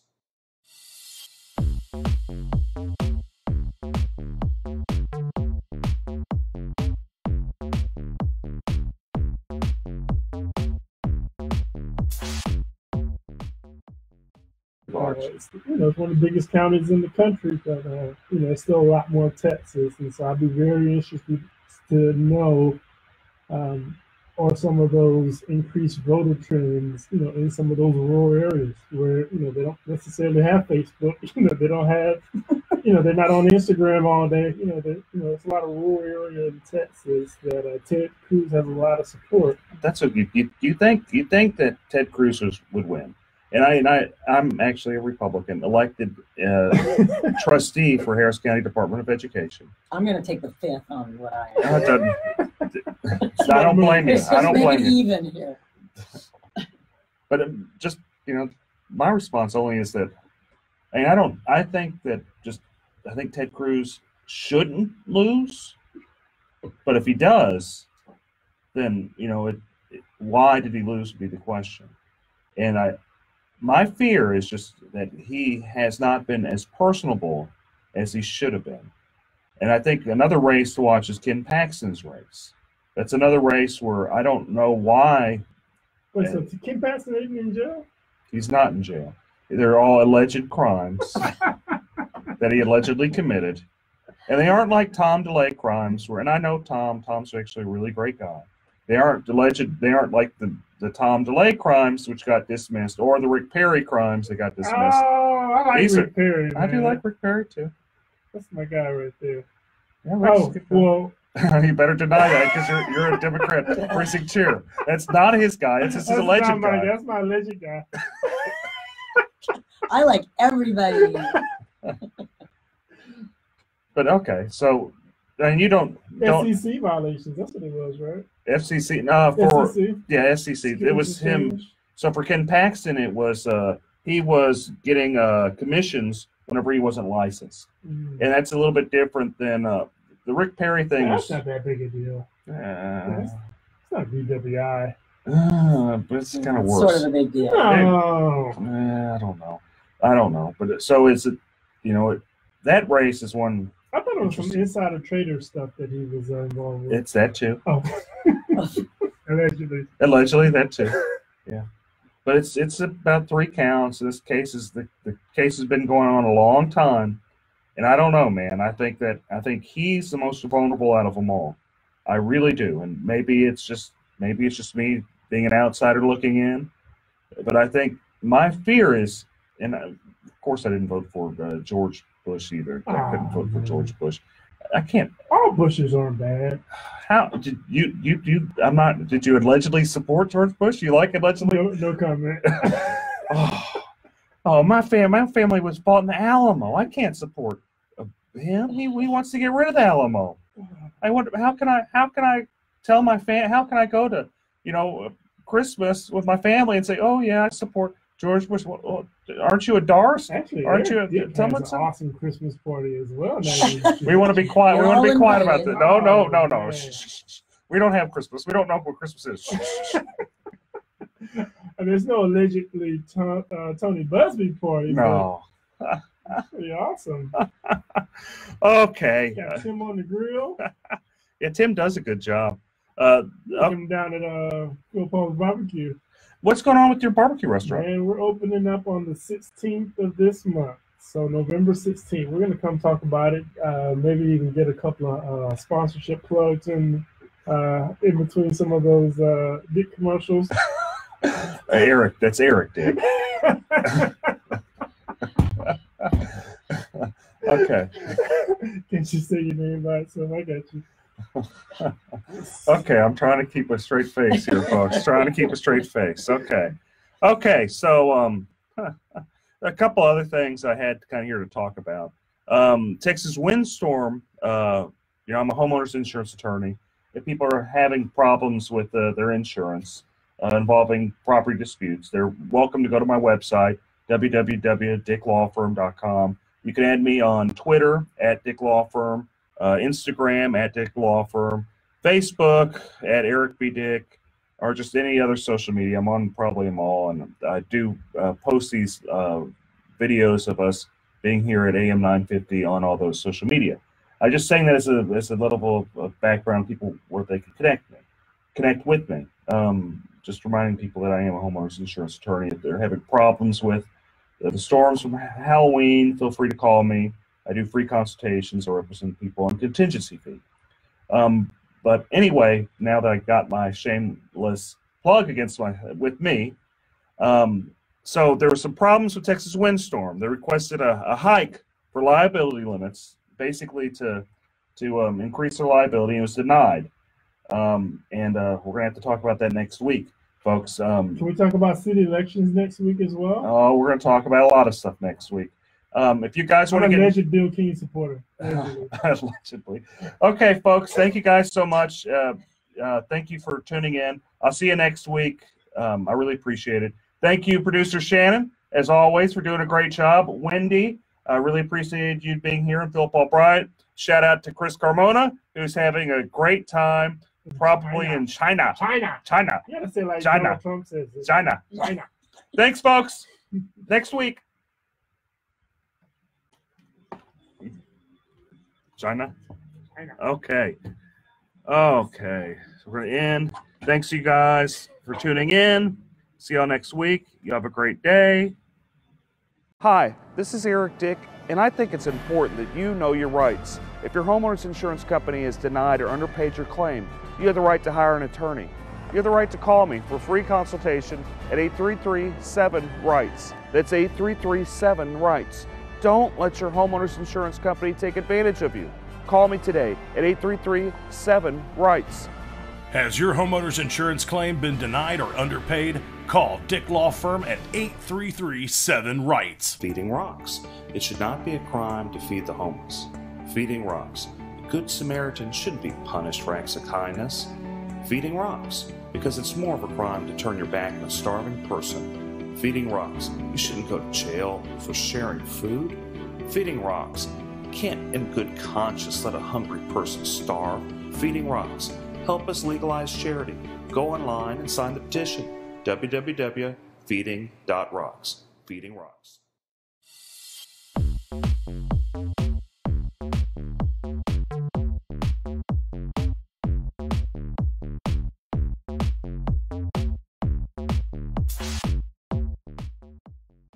I gotta go live on. Okay. Hey, folks. Start another show. Dude, Message me. What do you got? the Rockets, why did they lose so bad last time, man? Dude, they made Montrezl Harrell look like an all-star. I mean, he was good when he played here, but he wasn't an all-star. This dude had a career night, 30 points. The Rockets. And we go from being ranked #1 to like the worst team that exists. I think we're down to like rank number 16, 17 right now. Jeez. I mean, it looks like, or at least Carmelo Anthony can play.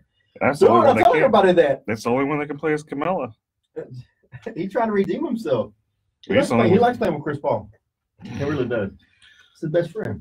Oh, well, it'd be nice if Chris Paul played or anybody else. But Carmelo made some good points. Carmelo made 27 points last night. He did a good job. Hitting from the three. Eric Gordon, did he show up or he was still asleep? He's asleep. All the others asleep. But Carmelo Anthony did a pretty good job. No, I don't know, man. We'll see if the Rockets learn how to play again. Yeah, they're trying to get Butler. They're putting in everything they can to get Butler. Rockets. I don't even know if it Sports in matters. general, I'm between work and family time, family time at work. I had no time for it. Yeah, this guy. We don't even watch Ninja Warrior stuff most of the time. It was a Monday nights. Monday nights in USA, or it used to be. Now that's Monday Night Raw now. But that is come on. And if we do catch up, we're usually watching for the Houston folks, people we've met and trained with. Yeah. My daughter loves going, oh, look, there's Allison. Allison Templewine's one that's been a few times. Or, oh, look, there's Daniel. Daniel Gill's one of the biggest names in the sport right now. He trains at that gym. Okay. It's kind of hard to miss with his pretty boy hair. Well, him and his wife have the same hair. It's amazing. From the back, they look almost identical. He's a little bit taller, but not much. Be glad he got hair. At this point in my life, I'd just be glad if I had some. Me too. It fell down in my bag. I didn't have that in my youth, but now I do, so I know what it is. Oh, well. I mean, I still got it, just not where I want it. I don't have. I mean, it's gone. Mine's gone. I started losing my hair in my early 20s. So I was at a CVS going to law school. And I looked, I'm like, man, that guy sure is going bald. And I move, I'm like, oh, dang, that's me. Yes. That mirror up here like this to watch for shopping. And we can see the back. Man, that guy sure ain't got no hair. I move a little bit, I'm like, oh. I'm glad that's not me. And it's only gotten worse and worse. And he gets some of the shoe polish just kind of put back there. So. The A hairspray? tattoo your head with black so it always looks like you have some on there. Might as well at this point. Man, I don't know, mine's got it's starting to read on the top that's standing out. No, yours is fine. It's because I comb it this way, you can't really tell. But if I go back, you just see nothing but scalp. I'm in Japan coming out of the what's that thing called? It's one of our stores. I'm at the commissary though, because commissaries usually food. But it was a store on the outpost on the base. It was on Japan, Yokosuka. And I'm walking down the steps, and all of a sudden, all I hear is, "Oh my God, Bo, you're going bald!" There's a guy behind me. He was an AO. His name was Jason. And shouted out for everybody here. And I didn't think much of it. Of course, that night I checked it, and he was right. Big old goose egg right back here. I just never noticed. Well, that's a good thing. That's the good thing is you don't. If it's in the back, you just don't see it. It don't bother you as bad because it's in the back. So at that point, I just started shaving it. I embraced it. I'm not far behind you. It's easier. When I wake up, I have to brush my beard, but not my head. Well, then it transitioned from up top to down low. Yeah, up top to the sides. It's a different brush, sure. Getting older is not for the weak.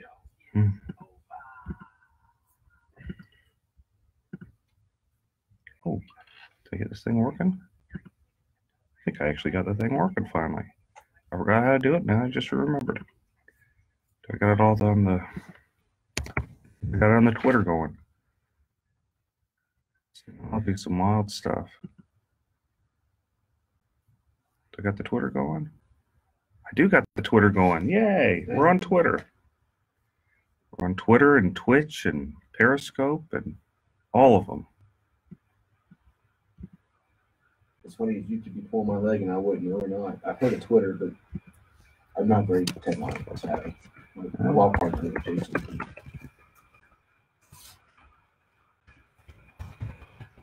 I wouldn't even have a Facebook if it wasn't for my life and stuff. Well, you own a firm. You got to kind of.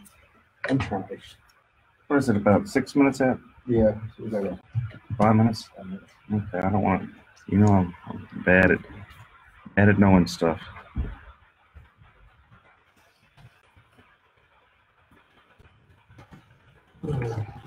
No, I have two main attorneys that are partners. And one of them was Arbiter. It's nice and sweet. Says, good luck, bro. The other one says, yeah, I've always said you got a face for radio. You'll do great. That's the joke. You got a face for radio. They always tell me that too. What, a face for radio? Yeah. Kind of an insult, actually, but okay. It really is. We on? Everybody there? Make sure y'all. Well, not us. False alarm now. Make sure y'all tune in 9:50 a.m. on your radio dials, or you can always go to the iHeartRadio app and look for 950 KPRC. check in. Make sure you listen to The Eric Dick Show. We're starting about top of the hour right now, so after the commercials, you will see us on. What's up, Steve? What's up, man? And as always, today's program sponsored by Topo Chico Aqua Mineral Water. The unpaid sponsor. As well as Bragg's Naturally Organic Apple Cider Vinegar All Natural Drink. This is the limeade flavor today. It has a little more tartness to there, but it's really good for you. Really helps with your liver. Make sure you get that Bragg's All Natural Apple Cider Vinegar. Does it really help with does help with your liver. Huh. Hey, Shelly. How y'all doing? Hey, yeah, we're going to talk about voting today. Make sure you get out there. We're going to talk about that, a whole lot of other things today.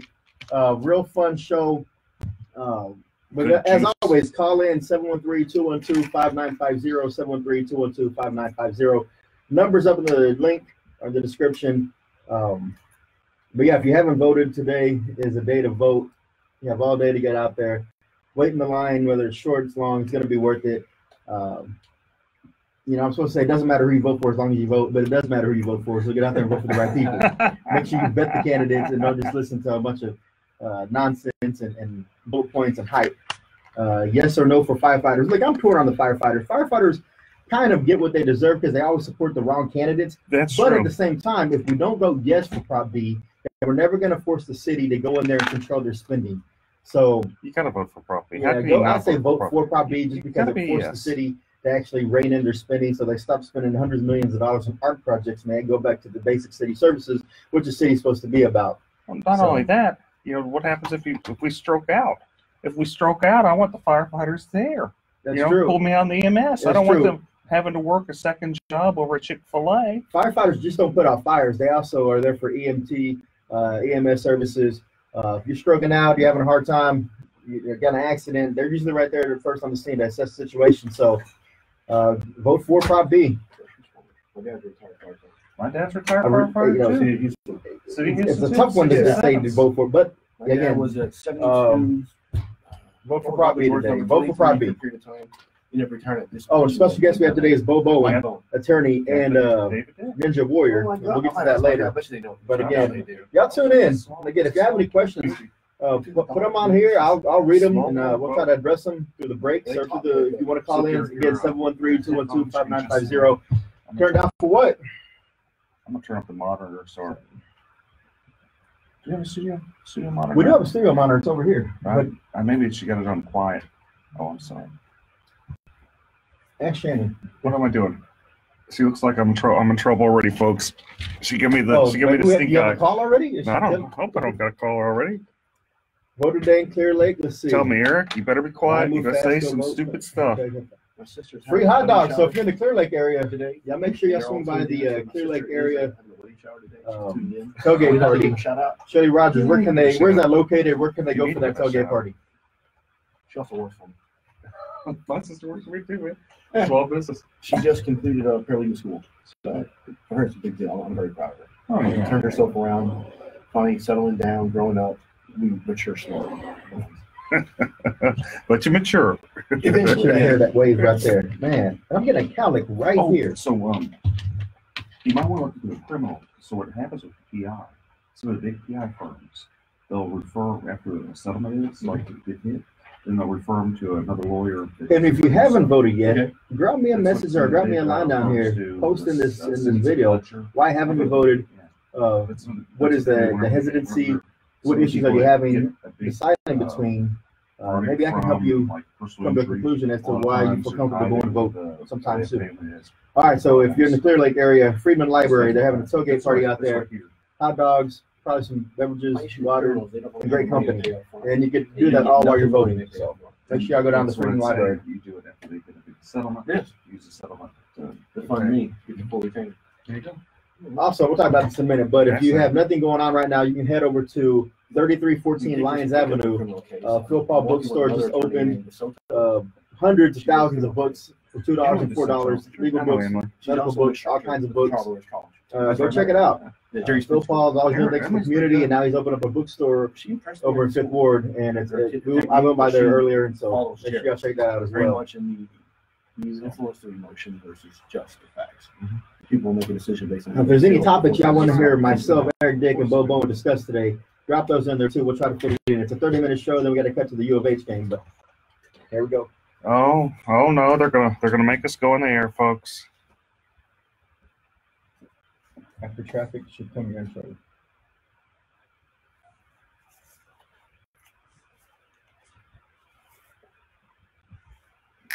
You know, they've never heard the intro, I don't think. On the live feed?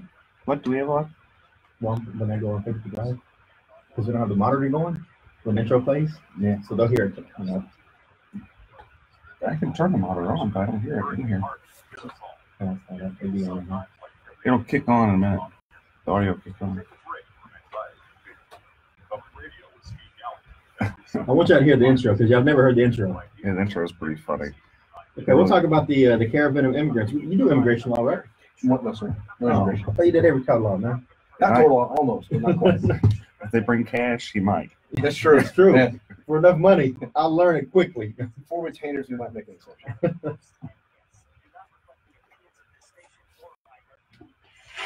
When you've got big problems, you need to have a big, you need Eric Dick, Oh, my homeowner goodness. insurance lawyer and trustee for the Harris County Department of Education. That's good. I can't believe that they actually play that on radio. They sit there and they say you need a big Eric Dick. Hey, it's true. I mean, do you not need someone who's always going to fight in your corner when you're faced with these legal problems? Absolutely. And that, if you want to get ran over, you don't get an attorney. I mean, even I get an attorney whenever I have a legal problem. No joke. I get traffic tickets. I call the kibosh. I put a kibosh on it. There you go. Because when you're facing problems, especially homeowners, when you're facing problems with the big insurance companies, there's only one person you need to call, and that's Houston homeowners attorney, insurance lawyer, Eric B. Dick. Welcome to the Eric B. Dick Show. My name is Chris Carmona, joined by Eric B. Dick, and our special guest today is Bo Bowen. Eric, what up? There's a lot to talk about today. There is a lot of juicy stuff. Let's just kind of go into it because we don't have much time. We're getting kicked off a little bit for the U of H show. But right off the bat, let's talk about Prop B with the firefighters. My dad was a firefighter, strongly support the firefighters. In fact, I find it interesting the only people opposing the firefighters are Mayor Turner and big business. Everybody else, you have Kingwood Tea Party, you have Terry Lowry, you have Gary Pollan, you have just the grassroots Republicans, you have the grassroots Democrats, you have independents, all saying, and that's important to notice. Firefighters. You said the grassroots because the grassroots political activists in the city or in the county, they understand what being responsible with your money is. And if people ask me all the time, I know they've asked you, should they vote yes or no on Prop B? And I think we're in agreement that in order to have the city rein in their spending, there's only one way to go on Prop B, and that's vote yes for Prop B. Yeah, and see, the thing is, every time I've ran for city council, mayor, when I got 11% more than Adrian Garcia and Chris Bell, I did really good, surprisingly. But whenever I ran, it was on a very simple platform, the same platform Rob Mossbecker ran on, the same platform Orlando Sanchez, the same platform Bill King ran on. And that's bring spending to the basics, public safety, infrastructure, your basic city services. Those are the things you want to spend money on. What you don't want to spend money on is like art projects and those type of things. You don't want to spend it unless you have extra money. But you got to focus on the necessities. Do a good job at it. You know, make sure we have adequate firefighters and police officers, adequate police officers. Make sure our streets are fixed. Those are the things that we have to do as a city, and those are the things we don't necessarily do right. And what this prop does is it forces the city to pay more money to focus more of its resources on public safety, what it should have already been doing in the first place. It's a very good proposition, and the city cannot raise taxes. It's like you get your cake and you can eat it too. And that's the best part. If you can't raise taxes. Pay parity is brought into effect because the firefighters in the city of Houston are making less than across the nation for the same type of market, correct? Yeah, firefighters, they start off making $27,000 a year. And I just, you know, what I'm always worried about, what I always joke about is if I'm stroking out, I don't want the poor firefighters, you know, they're sleepy because they had to work at Chick-fil-A the day before. And those are serious concerns. Bo, your dad was a firefighter. What do you think? I have to agree with you. If you want to support the firefighters, you need to support Proposition B. Just plain and simple. Plain and simple. And, you know, one of the things that by supporting this and reining in the city spending, some of the programs that may be cut out. Hi, this is Eric Dick, and I think it's important that you know your rights. If your homeowner's insurance company has denied or underpaid your claim, you have the right to hire an attorney. You have the right to call me for free consultation at 833-7-RIGHTS. That's 833-7-RIGHTS. Don't let your homeowner's insurance company take advantage of you. Call me today at 833-7-RIGHTS. Has your homeowner's insurance claim been denied or underpaid? Call Dick Law Firm at 833-7-RIGHTS. Feeding rocks. It should not be a crime to feed the homeless. Feeding rocks. A good Samaritan shouldn't be punished for acts of kindness. Feeding rocks. Because it's more of a crime to turn your back on a starving person. Feeding rocks. You shouldn't go to jail for sharing food. Feeding rocks. You can't in good conscience let a hungry person starve. Feeding rocks. Help us legalize charity. Go online and sign the petition. www.feeding.rocks. Feeding Rocks.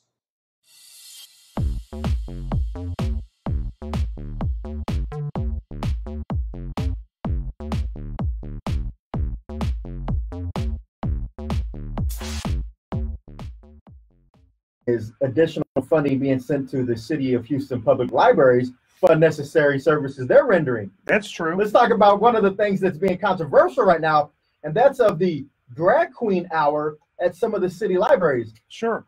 So, just kind of a way of background, you know, I'm not against per se the idea of a drag queen hour. I think it's kind of funny.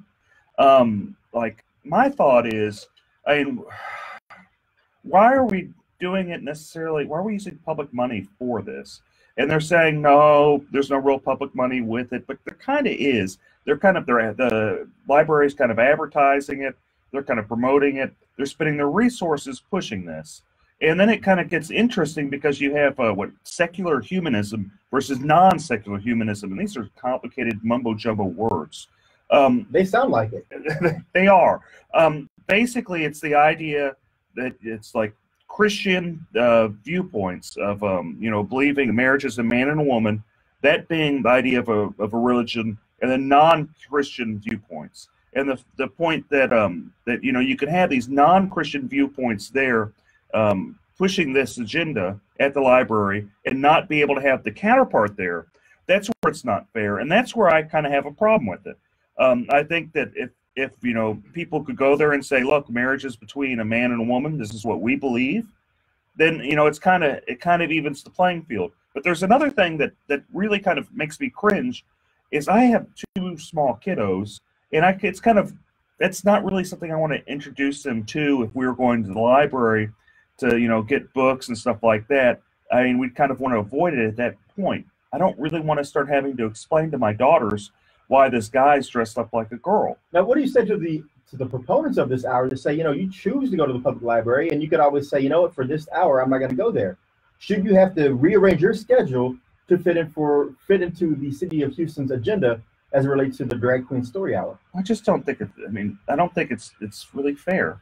And I don't think you should have to look at, the schedule whenever you just want to go to a public place and, learn, teach bring your kids to, the library.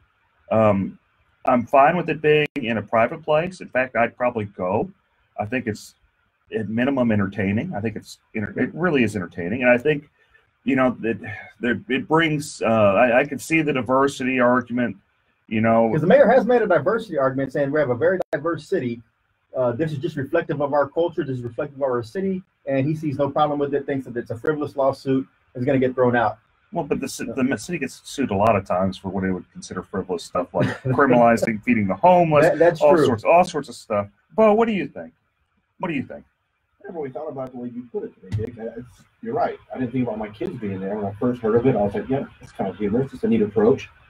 I don't really understand why this lawsuit even started in my humble opinion. I understand if they weren't letting someone else go, and that's what the argument's about, or is it simply because of the fact that they have the, what was the title you used? It's secular humanism. Secular humanism, I guess.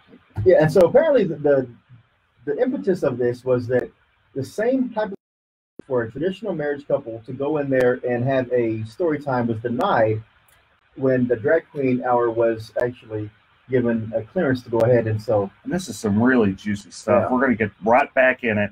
we And know talk because there about are some this. alternatives to a public library. We'll talk about that when we come back from break as well. We'll be back. Eric Dick Show. Thanks, folks.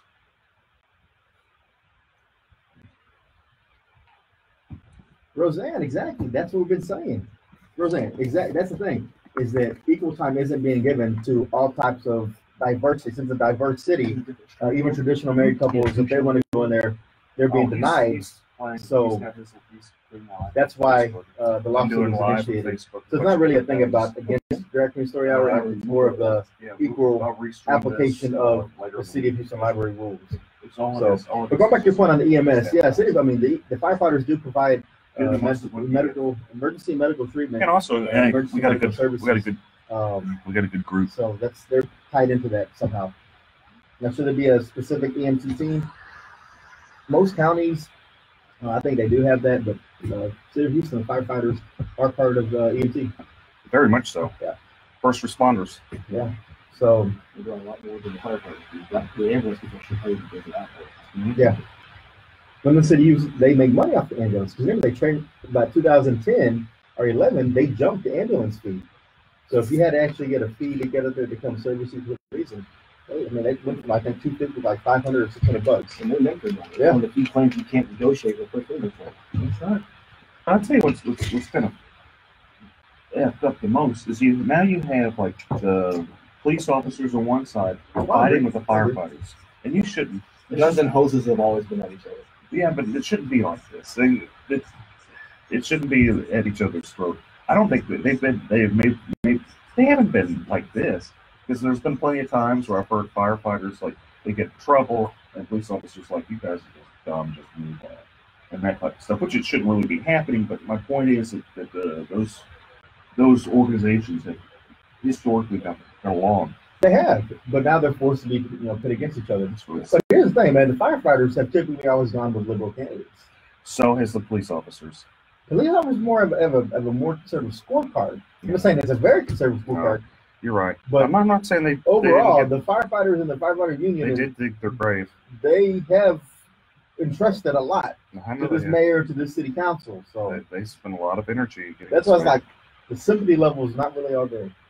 But I so how does the fire department transfer you to the hospital if you need emergency care? They come out there with ambulances. The Houston Fire Department has ambulances. They don't just have fire trucks. They actually have ambulances. And rescue trucks. Yeah, And special, trucks. their own special kind of welfare departments where people are doing high-rise rescues and stuff. Yeah, they don't just put you on a ladder and say, "All right, come on, we're taking you to the hospital." Although that would be entertaining to see and watch. Are they sprayed out with the hose a Yeah. little bit? You I thirsty? see blood. Let's spray it down. Nah, it's washed it off. You're good. Oh, man. What's redundant? What part is having a firefighter?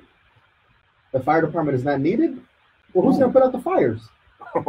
We definitely need the fire department. Oh, They do multiple things. how do you not need the fire department? I don't get it.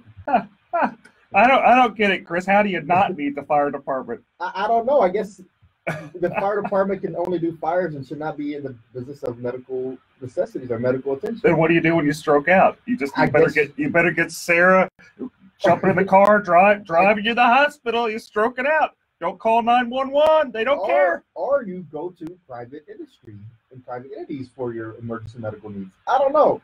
But if y'all have any type of suggestion or input on that, 713-212-5950. Dick, when we left off, we were talking about the City of Houston and their libraries. And well, it's going to be interesting to see how this lawsuit plays out. But if people don't feel comfortable going to the library now, they want to read some books, where can they go today that's having the grand opening? Philip Paul Bryant's bookstore, PPB. Philip blows me away with his level of enterprise. That guy, he has so many different businesses, and they're all fascinating businesses.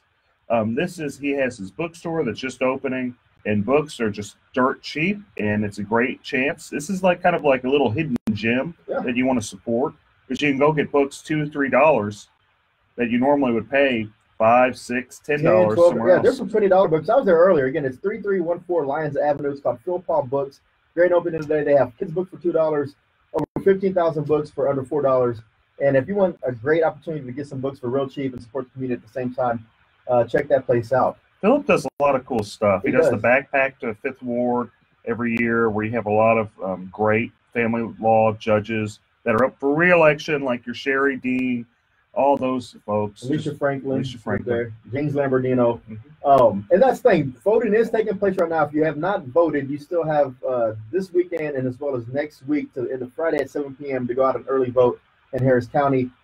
There's rumors there's a lot of irregularities going on this year, and it's more or less people are saying, you know what are you going to do about it? I'm going in. I don't care if I have ID. I don't care if somebody's helping me vote. What are you going to do to stop me? What are they going to do to stop irregular voting and voter fraud? Not look at the party because there's too much corruption.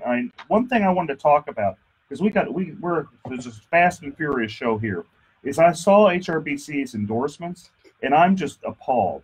This organization, who the chairman is the financial chair of the Harris County Republican Party, it's endorsing Democrats. And not only is it endorsing Democrats, it's kind of a sexist organization. This is a big business organization. They're refusing to endorse Erin Swanson, who's this young gal. She ousted a corrupt incumbent, Teresa Chang, who's just an incompetent judge. And they're so mad at her for doing that. And they're mad that she's a young, attractive woman. They are not endorsing her. And what I find just so appalling is I'm convinced that if she was a man, they would endorse her.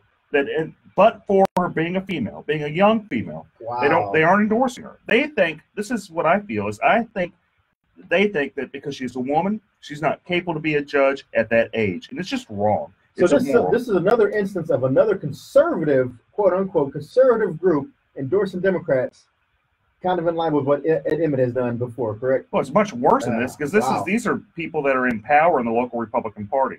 And there's a lot of this is just big business, just buying stuff. When they cry about pay for play, and Terry Lowry, who's not pay for play, by the way, they cry about that. Big business does it all the time. They pour hundreds of thousands of dollars. I remember there was a chairman race with the local Republican Party. They spent $500,000. And the person that ran against their incumbent spent $5,000. Barely lost that race. Just barely lost. So much money being wasted right there in local politics. But again, if y'all haven't voted yet, get out there. Vote. Voting is important. Elections matter. So vote early, vote often. Let's go to our guest. Yeah, today's guest speaker we have today in the studio is Houston local attorney Bo Bowen. Yes, sir. Hi. Thank you all for having me. And so, Bo, interesting background you have. You are former military. Yes, sir. Navy. And then currently you are in the process of training to become an American Ninja Warrior. Which is awesome. You're American Ninja Lawyer. Yeah, and that should be your new marketing gimmick right there. You can pay Dick the residuals on that. But what does a lawyer, someone who has, you have two daughters, right? Yes, sir. 8 Two- and 3. Edwin and Karis. Hey, girls. There you go. Hope they're listening. So a full-time dad, full-time attorney. How do you make time, and why would you want to make time to become the next American Ninja Warrior? For me, it's mainly getting the time with my family. Me and my daughters have daughter date nights up there at Iron Sports Gym off of 1916 Cutting Road, which is where all the top ninjas train here in Houston. There's nothing better than having your wife, your daughters tied off to you, hanging from the ceiling. You're the one letting them down. You're the belay man. That trust, that bonding, you can't get anywhere else. Hey, so can you do ninja rolls, like true ninja rolls, where you back it up and then just do a backflip, front flip? I can now do a forward roll and not a backflip just yet. I'm still mastering the lachey. That's where you take your body and you throw yourself forward and you catch things. I'm still at the very, very basic levels. I'm no Daniel Gill yet. And Daniel Gill's a local legend, right? Yes, sir. He is by far the #1 competitor right now for these Americans in Ninja Warrior. Okay, He trains at the same gym. It's just amazing that you have this family lawyer by day, American Ninja by night. And it's really It's awesome. like a superhero. It is a superhero. It's a crime fighter. And during the day, he's helping people out, with their will, fights, Fight over property, fight over division of the kids. Property, everything. So if you're not fighting corruption in the courtroom, you're not fighting against the people outside of the courtroom. You're probably in your office taking in clients, right? Yes, sir. A lot of client consultation. So what is the biggest thing you're seeing, at least in the family law arena, of other than divorces? Like, what are people facing right now in the community? What's ailing them, and why are they coming to see you? Well, the majority of our companies because they're unfortunately, the family is broken down. The husband and wife relationship has fallen to the wayside. The more problem I see is they're waiting too long to seek an attorney. They're trying to do it themselves. They get the paperwork offline. Then they waste all that time initiating it. They have to pay us to fix everything, and then the process takes that much longer. And of course, through that period of time, they're fighting more, they're losing more instead of trying to work together. It's best to come in sometimes, rip that Band-Aid off, and then learn how to co-parent. That squabbling in between is what really causes those relationships to fail. And I'm talking about the children. They're the ones that suffer this whole time. It also causes resentment and, you know, people just fighting over all that time. So on the flip side, isn't someone having a wedding today? Or that is correct. My baby sister's having her wedding shower today. Her name is Joanna Bowen, soon to be Joanna Sanders. She finally found the man of her dreams. You know who I'm talking to, Marty. You're a lucky man. And I hope they're listening. I love you. Melissa, love you. Yeah, Melissa Smith's getting married too at the board that I'm at. Congratulations, Melissa.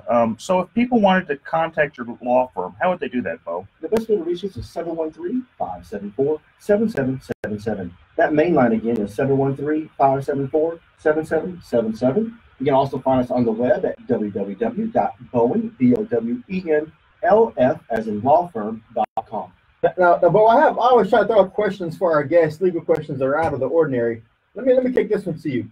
So you have a couple that have been together for about 5 to 7 years, right? But each one is currently married to someone else, but those spouses are somewhere else, right? So over this 5 or 7 years, they've acquired a purchase of a home. They've been living in that home. They break up, but they can't do anything about that, or can they, since they're still technically married to other people? What's the remedy on that? How does someone not get kicked out of the house? How do they fight over the house? Who stays in the house? What do you think, Bo? So making sure we have 2 people who are married, and then they break up and they get with other people and they buy new property? Yes. Okay, well, unfortunately in Texas, you can't do more than one marriage. It's called bigamy. So you can't have a new marriage until the first one is ended. So if you're then buying property together as a married couple with someone else, that property is still considered community property. So they would have every half, and the other side would then have half, meaning their spouse they're currently married to. Because as soon as you buy anything when you're married, again, after the marriage date, whether you leave them, there's no legal separation in Texas. And Chris is taking notes here because actually those people came to his office yesterday. They called me yesterday. I'm trying to get a good answer for them. But the thing is, and that's the thing is, so now, whether you wanted to or not, if this was a secret affair for 5 or 7 years, are they going to have to now bring in those spouses they were keeping secret to try to finally get rid of this property? Yes, sir, especially their names on it. It's going to make it difficult. I encourage you to get them all together, reach inside a sort of settlement, see what everyone wants. I'm trying to get them to work together. Otherwise, this is going to be in court for a little bit. So, hi, this is Eric Dick, and I think it's important that you know your rights. If your homeowner's insurance company has denied or underpaid your claim, you have the right to hire an attorney. You have the right to call me for a free consultation at 833-7-RIGHTS. That's 833-7-RIGHTS. Don't let your homeowner's insurance company take advantage of you. Call me today at 833-7-RIGHTS. Has your homeowner's insurance claim been denied or underpaid? Call Dick Law Firm at 833-7-RIGHTS. Feeding rocks. It should not be a crime to feed the homeless. Feeding rocks. A good Samaritan shouldn't be punished for acts of kindness. Feeding rocks. Because it's more of a crime to turn your back on a starving person. Feeding rocks. You shouldn't go to jail for sharing food. Feeding rocks. You can't in good conscience let a hungry person starve. Feeding rocks. Help us legalize charity. Go online and sign the petition. www.feeding.rocks. Feeding rocks.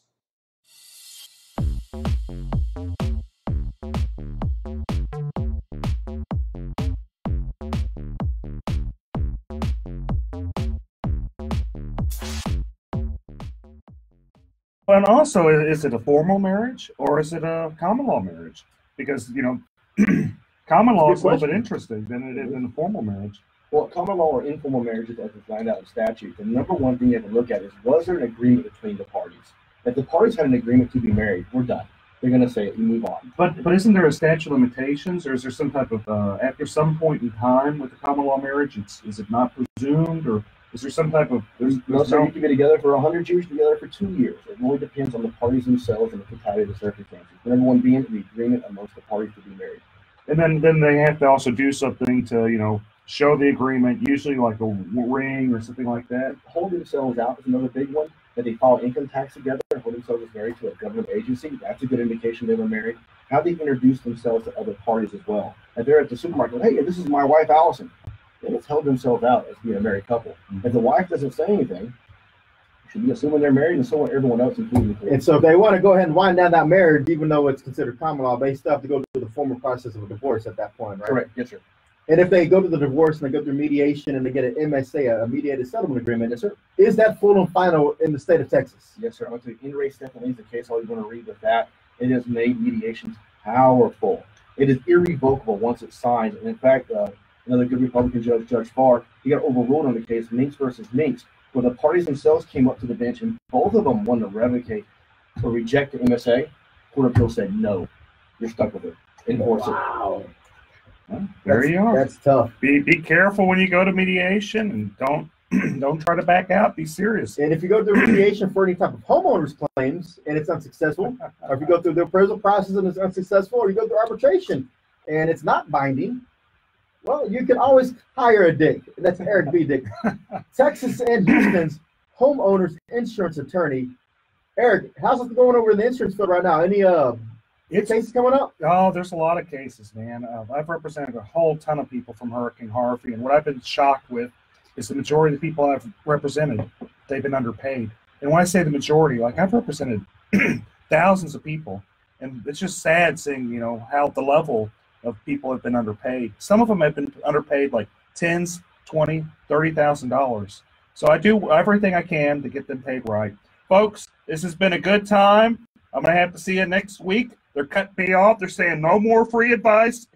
Eric, you've given out too much free legal advice. No more. Cut it off. It's because Eric Dick will protect you in the fight against homeowners insurance or any type of insurance company. Make sure you call Eric B. Dick at the Dick Law Firm. Thanks to our guest, Bo Bowen. Thanks, producer Shannon. I'm Chris Carmona. Eric Dick, take us away.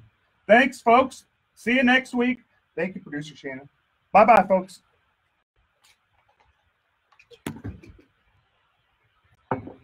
We're gone. Thanks, guys, for listening. We're gone. Hope I didn't get in too much trouble. Roseanne, thanks for the great contribution. Hope I didn't get in too much trouble, folks. You have a good one. Thanks for your contribution as well. Shelly Rogers, thank you for your contribution again. Hi, this is Eric Dick, and I think it's important that you know your rights. If your homeowner's insurance company has denied or underpaid your claim, you have the right to hire an attorney. You have the right to call me for free consultation at 833-7-RIGHTS. That's 833-7-RIGHTS. Don't let your homeowner's insurance company take advantage of you. Call me today at 833-7-RIGHTS. Has your homeowner's insurance claim been denied or underpaid? Call Dick Law Firm at 833-7-RIGHTS. Feeding rocks. It should not be a crime to feed the homeless. Feeding rocks. A good Samaritan shouldn't be punished for acts of kindness. Feeding rocks. Because it's more of a crime to turn your back on a starving person. Feeding rocks. You shouldn't go to jail for sharing food. Feeding rocks. You can't in good conscience let a hungry person starve. Feeding rocks. Help us legalize charity. Go online and sign the petition. www.feeding.rocks. Feeding Rocks.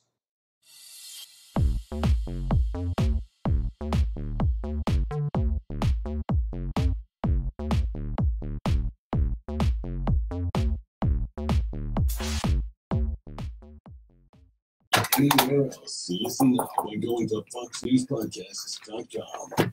Tucker Carlson. So much barking and noise and yelling. Our role is to take 3 steps back and discern what really matters. Sean Hannity. The most important thing that we do, we are looking out for the forgotten men and women in this country. Laura Ingram. They're going to get straight. If y'all can't sit here all day online, make sure y'all go onto the iHeartRadio media app, KPRC 950, or just tune into your radio, 950 AM. A lot of good stuff today. A lot of good stuff. But it's only 30 minutes, so make sure you tune in. If you're going to get some calls in, 713-212-5950. Finally forbidding insurers from discriminating against or denying coverage to Americans with pre-existing conditions. The GOP spent 8 years presenting to repeal the law, even forcing a government shutdown. Hey, Karen. Hey, little Tim. A California college ready to shell out hundreds of millions of dollars to settle lawsuits. The University of Southern California says it'll pay out $215 million to settle claims of sexual abuse by a school gynecologist. And as always, today's segment brought to you by Bragg's Organic Apple Cider Vinegar, all natural drink. And we got the right one today, apple cinnamon. Dick, where's your Topo Chico? I got a little Topo Chico right here. You got it? Let's make sure you got it. You got it? I got a Topo Chico. David, what are you drinking, man? Starbucks. Ah, come on, man. It's a Frappuccino. Yeah. He's got the Frappuccino. He's frapping it. Oh, man. Ooh, what a rush. Sorry, Shannon. We were rushing. Shannon, you get a car. We didn't get me a badge. Yeah. Whew, barely did it. Okay. Hey, y'all. Oh, it's going to be a juicy show. It's going to be a short show, but it's going to be juicy. 30 minutes, huh? Yeah. So we have one break around 14 to 18 again. And then the 27, 26 mark on. So we're going to go into, what do you want to talk about? Oh, first let's start about, there's a new suit. Well, first let's talk attack him again. And I'm Joe. Attack him. Oh, yeah, I could do it. Attack him. And then we'll talk about the suit against the city for the largest gun show in the country. Is over the drag queen show. Yeah, they got to watch out. They might get in trouble on that. For anti-slap, how are you going to get around anti-slap with that? Good afternoon. Watch out for an accident on the North Freeway northbound and the North Loop. This has two left lanes blocked. I haven't seen like the pleadings. Some good news, that accident we had on the North Freeway southbound equipment has been cleared. Traffic is unwinding in that area, adding about 30 minutes to your commute. I'm Eunice Garcia, the 24-hour traffic center. Okay, cool. Pizzas now for a limited time. And then we'll talk about Sylvia some more. Yeah, we do need to talk about Sylvia. We got the rest of the affidavit, and we can talk about the Chronicles hypocrisy because they endorsed her after being one of the lead publications on this Me Too and Kavanaugh stuff. Go to Danny and his friends. Take a break. After the first break, we're going down. After the first break, we're going to you with the about immigration law and how it ties in and stuff like that. KPRC. We'll make it fit. Opinions provided on the Eric Dick Show are for information.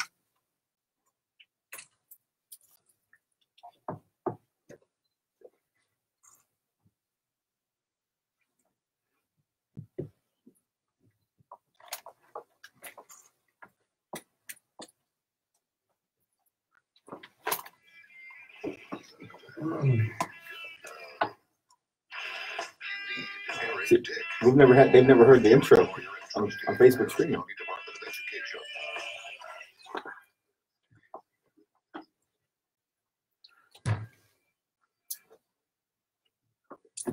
All right, folks, we're back to a spicy show here today. It's going to be Fast and Furious Eric Dick Show with my co-host and wingman, Chris Carmona. And hello, good weekend, everyone. It is going to be a great show. Okay, we had a lot happen this week. We had, Touchy Sylvia. We got the rest of her affidavit where, she's talking about some rash she has, and she has a clerk, which she's a municipal judge, and she, starts telling the clerk, hey, I got this rash on my leg. You want to see it? And the clerk's like, well, no, not really, Sylvia. I don't know that many people want to see it, but no, I'm good. And she was good. And that's the thing. I mean, when we left off last week, we had limited information on this affidavit, but we have procured the remainder of the affidavit, and it just gets even worse. I mean, there was trips to Nashville where she was just taking advantage of her allegedly aggressively inside this hotel room. And, this is a legal talk show, and we talk about legal standards and how that impacts the community. Well, I remember a couple of weeks ago, the Houston Chronicle made it a point to make sure that our Supreme Court of the United States candidate, now Justice Kavanaugh, was put through this ringer and even made a point to publish different opinions and editorials where it said that, if you're accused of these things, you're not fit for these types of positions. So with Sylvia being accused of these types of allegations, it's surprising that they came out and endorsed her this week.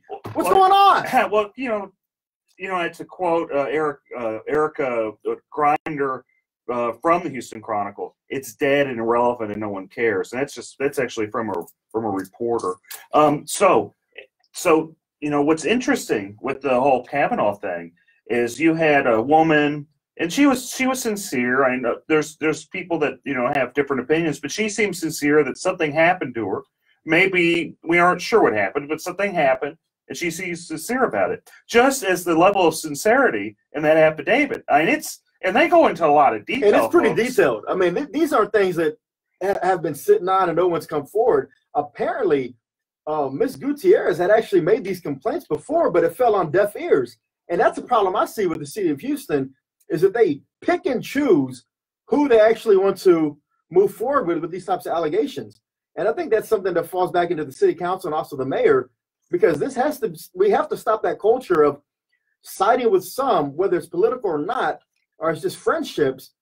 If these allegations are being thrown out there, you got to act on those. I mean, if not, you open yourself to all types of liability in the employment field, right? Yeah, you're right. And didn't if I remember right, reading that affidavit, didn't one of her staffers kind of walk in and go, whoa, I don't want to see this, turn around beeline right out? Opened the door, unlocked it, and said, whoa, made a U-turn and got back out of there. I mean, so there's been witnesses to these allegations or to these events, and I'm just shocked and appalled that for the Houston Chronicle to come out and say, we're going to lead the movement and making sure that people have a voice and people who have these allegations, they're going to be heard, to come out with no hesitation and endorse against Philip Arnoff in the congressional race in CD29 over in the east side of Harris County. Or they could have just done no endorsement.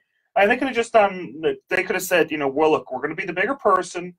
These allegations with Sylvia, they're pretty sincere.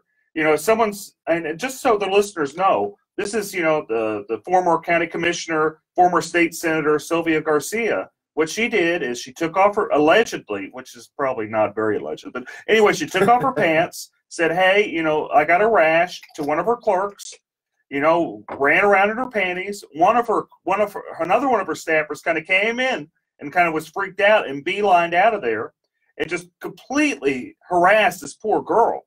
I mean, if I did this type of stuff at my business or even at the Department of Education, it'd be all over the news. Oh, it would be. It would be lawsuits left and right, all over the news. Every single media publication in the city would be covering that. And again, I'm just shocked at that. And, I hope that, people put politics aside, because, again, this has a lot more weight in this story with specific details than we saw with Kavanaugh. And I hope the Democrats actually hold Sylvia Garcia accountable. And there may be some infighting that results from this, with early voting starting on Monday. And so we'll just have to see on that. But with infighting also comes another person we need to talk about. The turmoil hasn't stopped with our county judge. Oh, hunker down? Hunker down. Last week he had came out and endorsed the Democrat candidate for lieutenant governor, and there was some minor backlash from some of the candidates down ballot in Harris County, the Republican candidates. And there hasn't been any backtrack. If anything, it's been a double down on the statement of saying, I said what I said and I meant what I said. How's that going to affect everybody? How's that going to affect the courthouses? Because, in 2008, we saw a huge wipeout. 2012, we saw it again, a wipeout. 16, another one, sweep every 4 years on this. Ed Emmett is just kind of the reaction. It's really the fault of the local party, the complete mismanagement by the local Harris County Republican Party, and the arrogance of Ted Cruz. And you got to realize that Beto is the result of just utter arrogance of Ted Cruz being just elected, runs for president, just ignores everybody. I mean, Beto, he's done a decent job. He's not going to win. I don't think he's going to win. I think it'd be surprising it'd be a shocker. But stranger things have happened. But Beto wouldn't have nearly as much following if Ted Cruz would have done his job. And also been a nice guy. And everyone tells me in the Republican Party that's around him. I mean, some people do like him, and they jump up and down and say, we like him. But there's a surprising amount of people that say he's a jerk. I don't want to be around him. He's not connected to the people he was when he campaigned first in 2012. He's kind of separated himself in more of an elitist attitude is what I hear. And then I also heard last night that there was a Kingwood Tea Party gathering, candidate rally, and apparently that was the buzz around the room. Is anybody going to hold Ed Emmett accountable for this statement? And is that going to really hurt the down ballot judges? I think it will. I think it'll hurt the judges, but you got to also remember that Lloyd Oliver, he did something similar, actually a step back, maybe 4 years ago whenever he ran for DA, and the Democrats just kicked him right off the ballot. Yeah, and there's been some great articles about that by Charles Blaine and also Kerry Cheshire. They made some mention on this, and they were asking people, hey, what's going to happen here? Oh, nothing's going to happen because Emmett's tied in with the local party that's incompetent. Yeah, it is. And More to come on the Eric Dick Show. A shortened segment today. We only have half an hour. We got to get to y'all some sports programming. But y'all sit right there, and we'll be right back. Thanks, folks. See you shortly. We'll come in, go in with you for probably another 10, 12, then we'll be done. Yeah. So, what do you feel comfortable talking about? Like, what area are you just be like, man, I know this, I'm dynamic on this, and boom.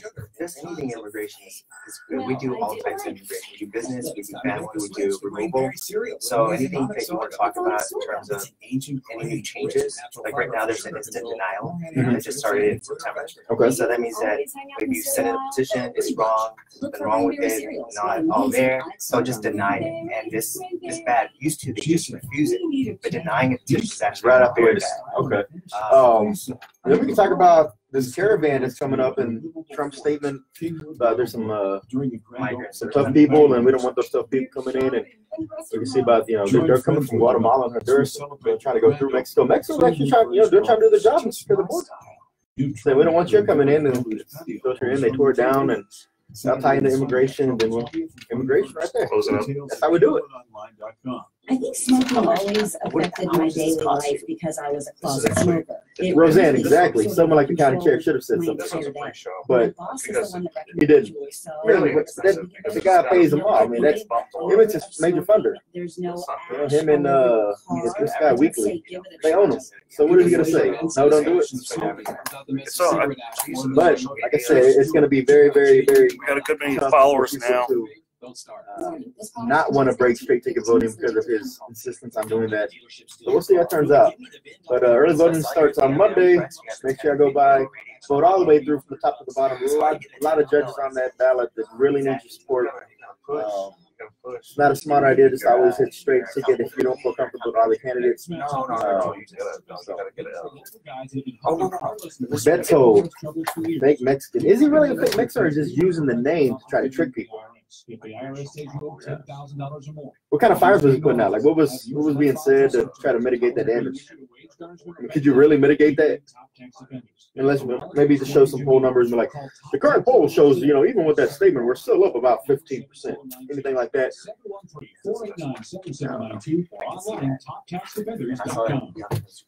He speaks his mind.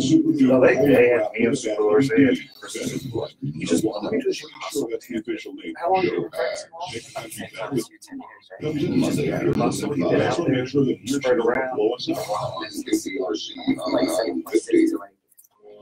do but it took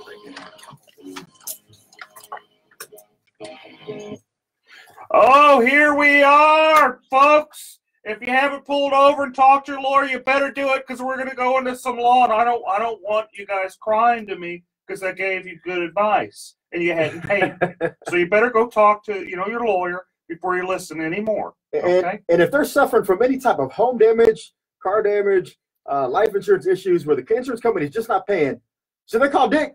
Better get Dick. Better get Dick. Better get Eric Dick. And so when we left off, I mean, again, there's just so much turmoil going on in this world. But one thing I do have to say is today is my daughter's 14th birthday. Happy birthday, Brooklyn.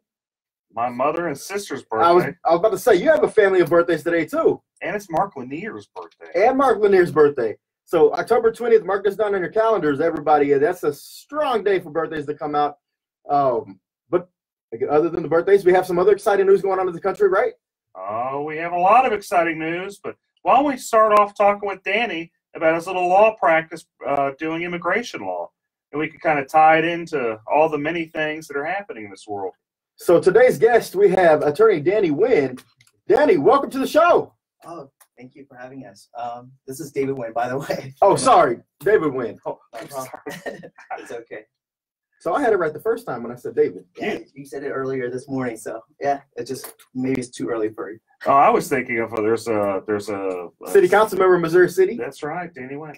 Sorry, David. So you have an immigration practice.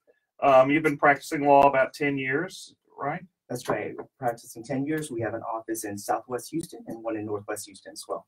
Excellent. And so there's been some changes lately. And could you tell me about the changes in immigration law that's, some listeners might want to know about? Yeah, so there's a lot of changes across immigration, across the board. So whether it's legal immigration or illegal immigration, there's changes across the board. Hi, this is Eric Dick, and I think it's important that you know your rights. If your homeowner's insurance company has denied or underpaid your claim, you have the right to hire an attorney. You have the right to call me for free consultation at 833-7-RIGHTS. That's 833-7-RIGHTS. Don't let your homeowner's insurance company take advantage of you. Call me today at 833-7-RIGHTS. Has your homeowner's insurance claim been denied or underpaid? Call Dick Law Firm at 833-7-RIGHTS. Feeding rocks. It should not be a crime to feed the homeless. Feeding rocks. A good Samaritan shouldn't be punished for acts of kindness. Feeding rocks. Because it's more of a crime to turn your back on a starving person. Feeding rocks. You shouldn't go to jail for sharing food. Feeding rocks. You can't in good conscience let a hungry person starve. Feeding rocks. Help us legalize charity. Go online and sign the petition. www.feeding.rocks. Feeding Rocks.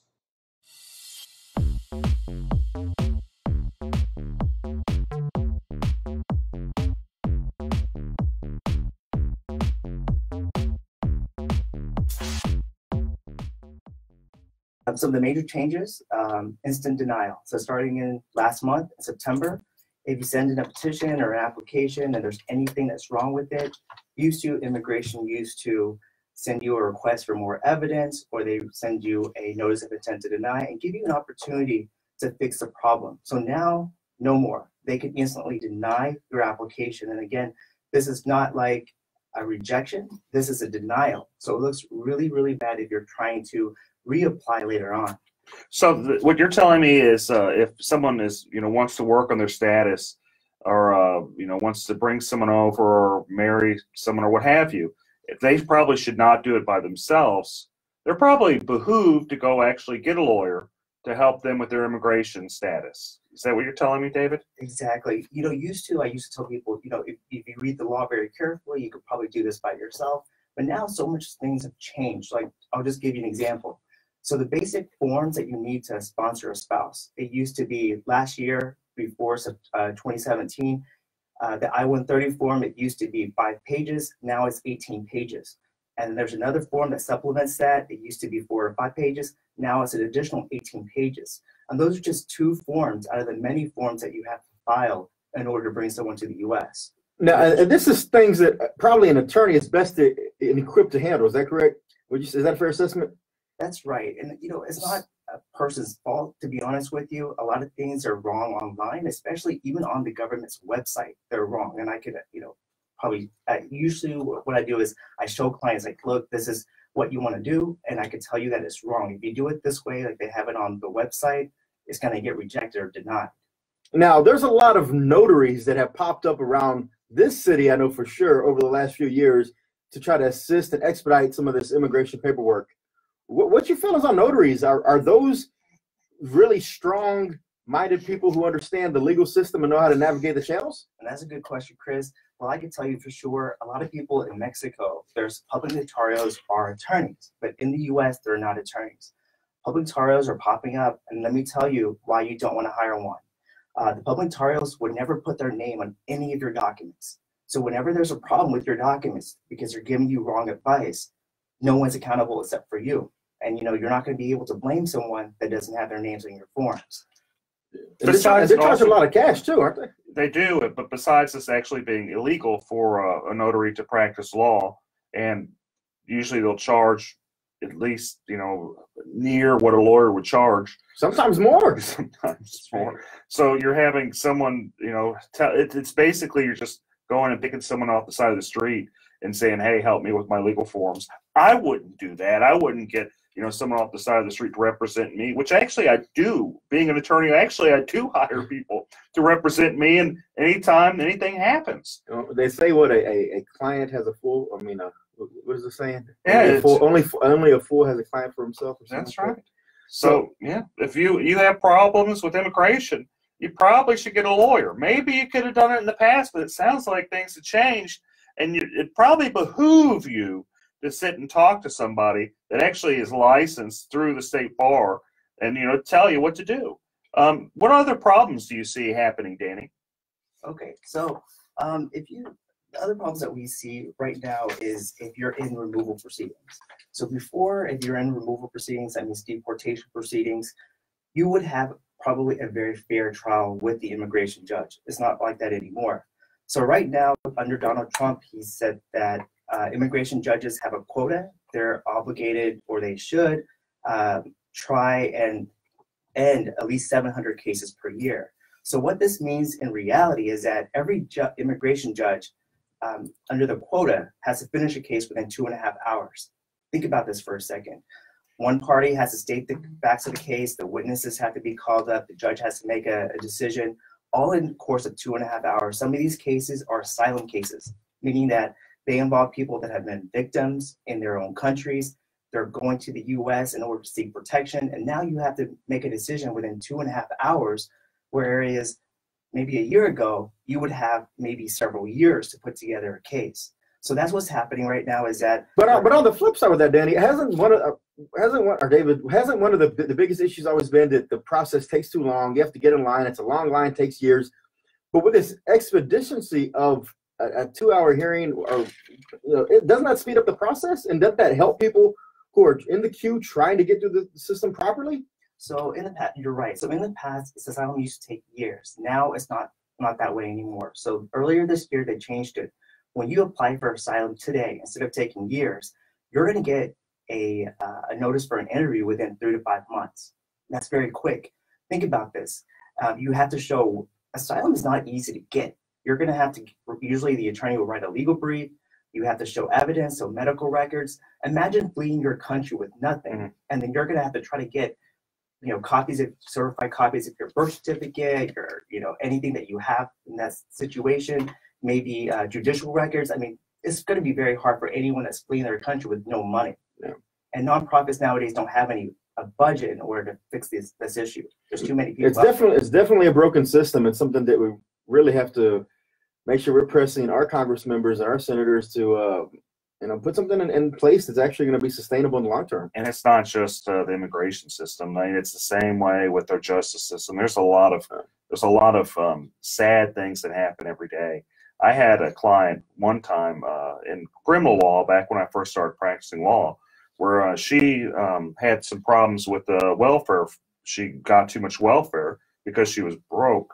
And the judge that she was in front of, who's now the administrative judge in Harris County, was Susan Brown. She was nice enough to, put Mike Al in jail, baby in hand. When I say baby in hand, I had to watch the baby while the grandmother came to pick her up. It was training for you, Dick. It was training for you. That's training. But we want to talk about injustice. There's a lot of injustice to go around, a lot of injustice in different spots. And it's been going on a long time, and I imagine there always will be injustice. Yeah, real quick, David. There's a huge caravan coming through Central America right now, going through Mexico, trying to get to the United States.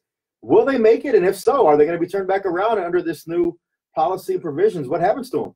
Right now, it's harder for people trying to enter the U.S. to get asylum or refugee status. So I think it's going to be an uphill battle for them to try to make it into the U.S. And even if they do, it's going to be very hard for them to try to get any legal status in the U.S.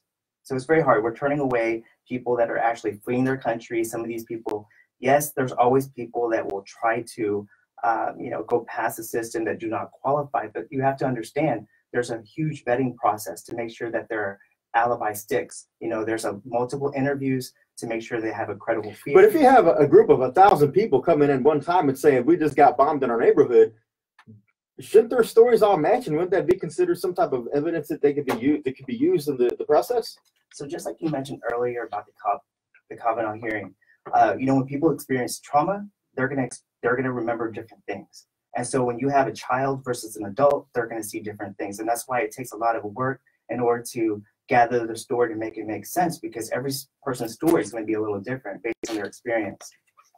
Well, I think it just goes to show that you're always probably doing right whenever you have legal problems to go and get an attorney. The system's always going to change under whether it's Trump, whether it was going to be somebody else. The system's going to change. Whether it's good or bad, it always remains to be seen. It's fascinating how government works. and how consequences for actions happen. Plenty of times they're inadvertent. It could be this could be a good thing. It could be a bad thing. Only time will tell.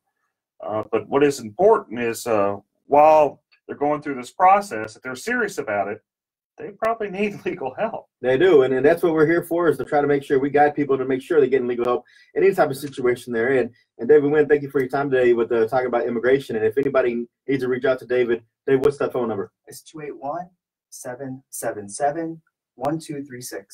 All right, thank you, David. Yeah, so is there anything else we need to go through in this fast and furious? Absolutely. You know, again, anytime you're facing an insurance company, whether it's a car accident, a personal injury that happens, you slipped and fell, or you got flooded or hail damage, and the insurance company does not want to pay, you got to make sure you have someone on your side who's going to fight for you from the beginning to the end, and is going to take the insurance company to task. You know what I found amazing is I've represented like thousands of people. And when I say thousands, like 2,000-3,000 people. And out of those thousands of people I've represented, I'd say 98-99% were underpaid on their claims. It's just kind of fascinating that so many insurance companies just underpay claims, and they pay big money to to government through lobbyist organizations like Texans for Lawsuit Reform to buy people off. But I guess that's never going to stop. You're always going to have stuff like that, and that's been going on since governments began. Is you have special interests. And it has, and as long as there continues to be special interests protecting the insurance companies, it's important and critical that you have an attorney fighting on your side, and that's where a homeowners insurance lawyer, attorney Eric Dick, comes in. And again, if you're getting in that legal situation, don't get mad, get Dick.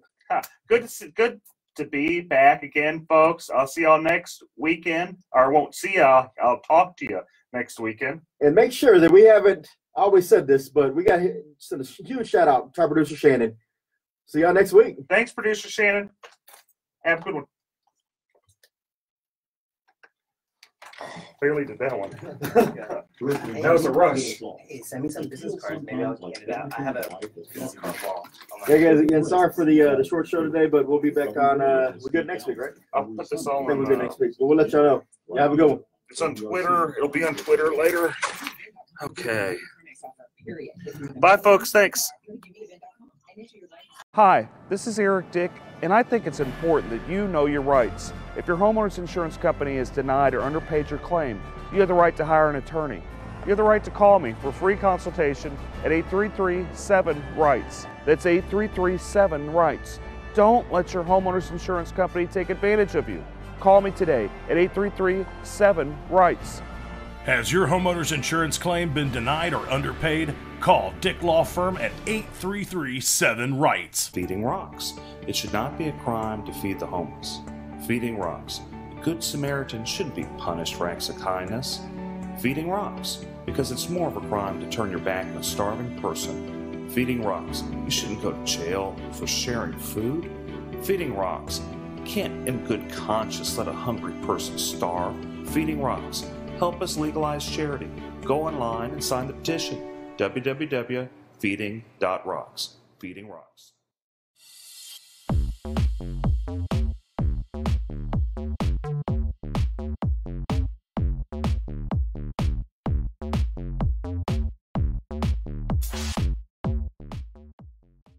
We're about to go live. About 7 minutes. We've got a bunch of great guests, a bunch of great topics. You can message me. If you guys message me, I'll respond. Oh. Let's see. My handle is at Dick Law Firm on most Twitter, Instagram. Okay.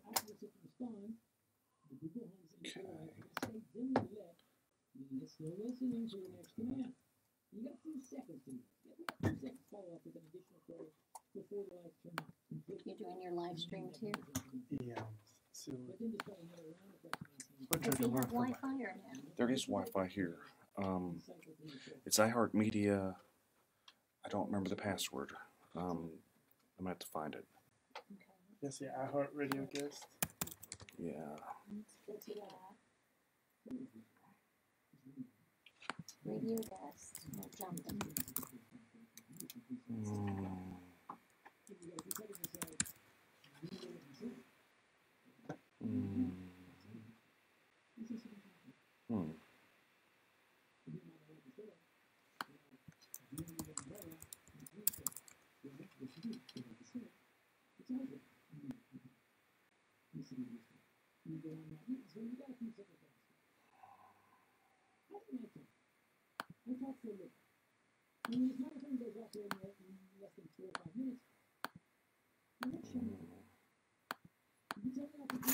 I don't know that I know what the password is, guys.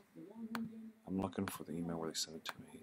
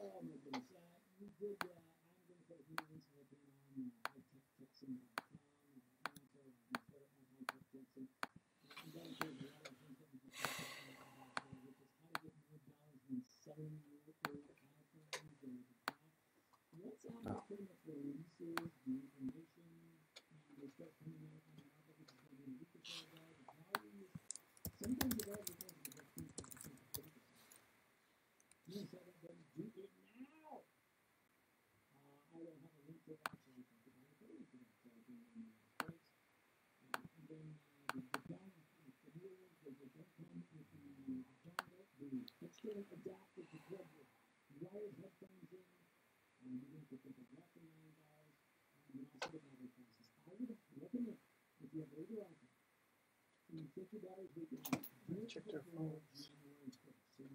Good, I checked their phones already. I put mine on vibrate. Yeah, mine's on vibrate. Thought it better put in your pockets. Yeah, I watched the debate last night. I saw clips of it. That's it. I Yeah, just, pretty much. we have kids, so we're like, Yeah, we have triplets, You so, have triplets? Yeah. so we basically pass out like around 8. Pretty much. It's work, take care of the kids, and sleep. Yeah, When you when can. they go to bed, we clean, do all this stuff, and then pass out. 2.5. All right, at least I wait until they go to bed first. So. Before we pass out, that's a good thing. Well, we do CPS work, so It's we kind of a know necessary requirement. it's kind of a necessary requirement. Wow. So they exhaust us. Yeah. basically. Is that the only thing? That's all. He Oh, says yeah. we can't have any more kids. Well, I understand that. Isn't that mean? We just knock them all out in one while. People say that. It's not quite as amazing as you would think to knock Yeah. them all out in No, one shot. I definitely see the benefit of. Any triplet parent you speak to will tell you, we love our kids. We wouldn't have chosen to have triplets. Correct. That's like Octomom type thing, Right. thinking. Yeah, we're more of the, we're happy we had 3 kids, yay. Are they all girls, all boys? I Man, cried. you gotta get your boy, man. Nope. I cried. As I told them, no one's gonna love me. I said they're gonna love daddy. Mommy will do everything and daddy will get the love. 3 girls? 3 girls. Oh, did you find a Wi-Fi password or no? I didn't. I couldn't find it. I looked. I didn't see it. Do you think your engineer knows it? You're gonna have to ask her. We're about to start though. Okay. We're gonna be able to talk about CPS a little bit as well. Well, he does some CPS and I do, but I'm not talking. So. Okay. Well, you record at least, and then I can give it my perspective. It's already on. Every Sunday from 5 to 6 p.m. Right here, KPRC 950 AM. Sacramento, the worst commercial ever. Hi, I'm Justin Galvin, retired athlete from the local ball team. So I know a thing or two about ensuring a landscaping business. I trust the pros, commercial auto and business insurance through Progressive. Get customized insurance solutions that are Grand Slam home run for you. Restaurant. I'm running. Commercial auto and business insurance through Progressive. To the left. To the left. So I just discovered DazzleMe.com. It's a totally addictive new jewelry site with big name luxury brands. And you know which ones I'm talking about. Unique designers that you can't find anywhere else. All at a fraction of the price. I'm going back on DazzleMe.com tonight. Maybe doesn't necessarily work. Okay.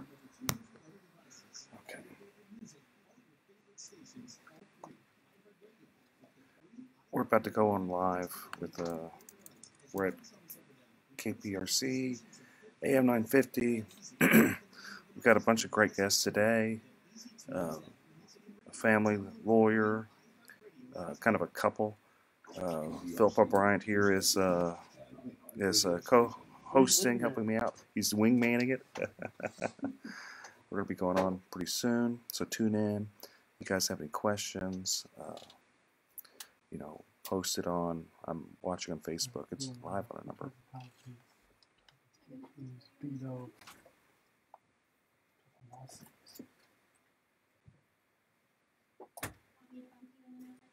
That's fine.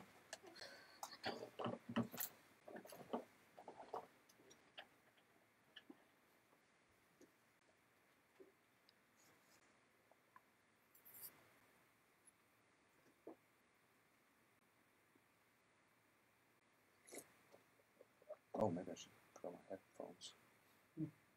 There's some here. Let's see. Oh, wait. Yeah, it goes silent for a little bit before. If I remember right, I always get spooked with this. It goes silent for a little bit, then it'll play its music. And we get going. Okay. Here. I was like, what is he doing?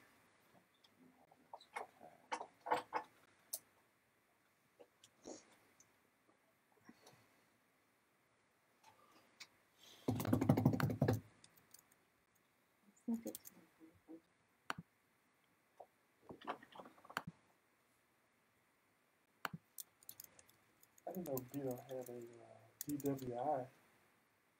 You mean Bill? Oh, Beto. Beto. Didn't he have someone like his dad that was a judge covered it up or something like that too? Did it with his dad last night? I heard. Very well could be. That'll make for some. That's gonna be some good radio. You guys getting a preview of what we're gonna be talking about. Juicy, only the juiciest here. Okay. Am I gonna be able to hear? We have a studio. There's gonna be a studio monitor that'll play that like we were hearing before. It'll play. Oh, in the background. In the background, yeah. Okay. If there's a good family law question, can she answer or is that? I don't mind. Y'all can both answer. Okay. There should be a mic right there. That might still be on. There should be both mics on. No, it's criminal definitely on. Well, if he says for me to do it, I can push mic on. Yeah, no, just hold on.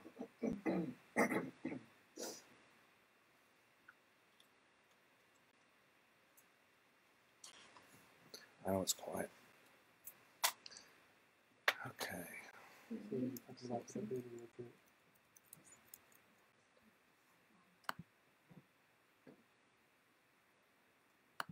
This is Russell Newman and Newman Rodriguez. And it's going live on AM 950. Going to take some questions, give some answers, and we're on the Eric Dick Show. Hope to hear from you.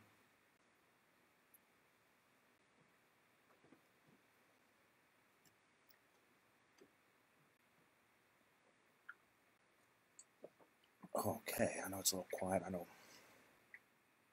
That's okay. Just getting ready. It's the calm before the storm, folks. The calm before the storm.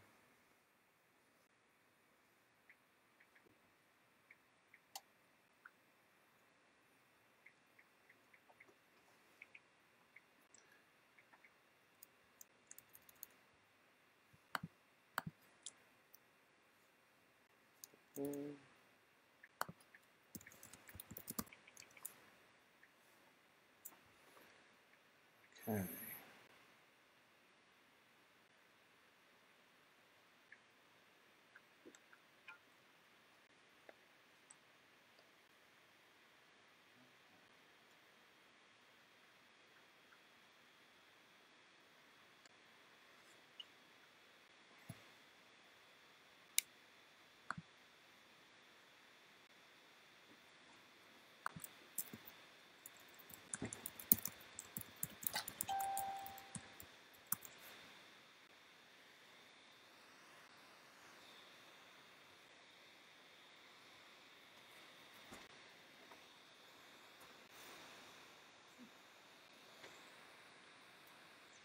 From the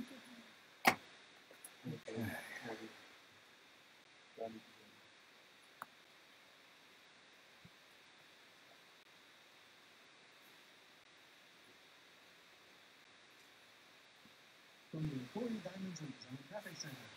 We did have an accident working on the outbound side of the freeway. We put recap to the backing up into the downtown area. It's not clear, but things still might be slowed up and winding. We do have construction delays outbound on the Southwest Freeway affecting West Loop, but now the backup to the Freeway.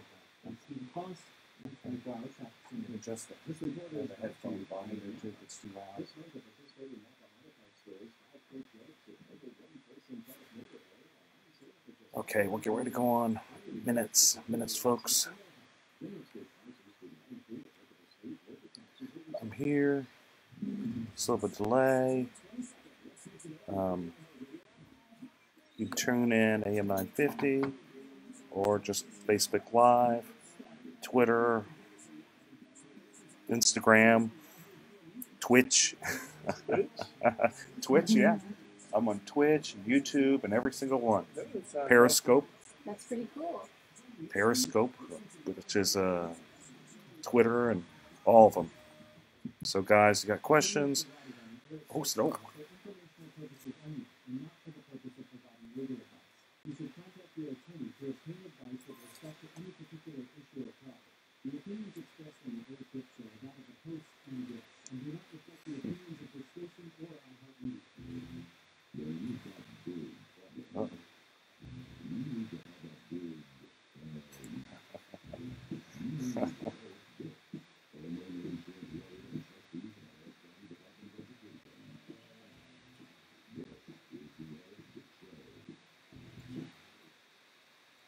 Whoa, I'm back again, back for more. Oh boy, and I've got a number of great guests today. We got a lot to talk about. This is Eric Dick, and running wingman today is none other than Philip Paul Bryant of the Kojic Pack and many other great ventures. Good afternoon. Good afternoon. We're live on AM 950. Live on a number of social media handles at Dick Law Firm. So let's just kind of dig into it. We've got a number of topics. So should a white insurance adjuster who's working for an insurance company, and I hate even bringing up really his nationality, his race, but should a white insurance adjuster suggest that an arbitrator be Hispanic because the policyholder is Hispanic?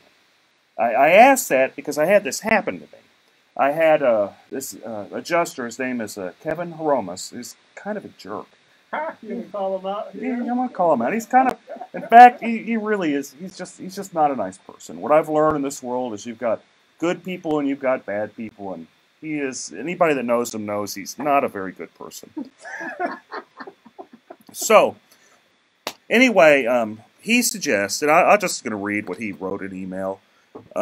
He suggests, let's pull it up, as an alternative umpire, which is, I'm just going to say,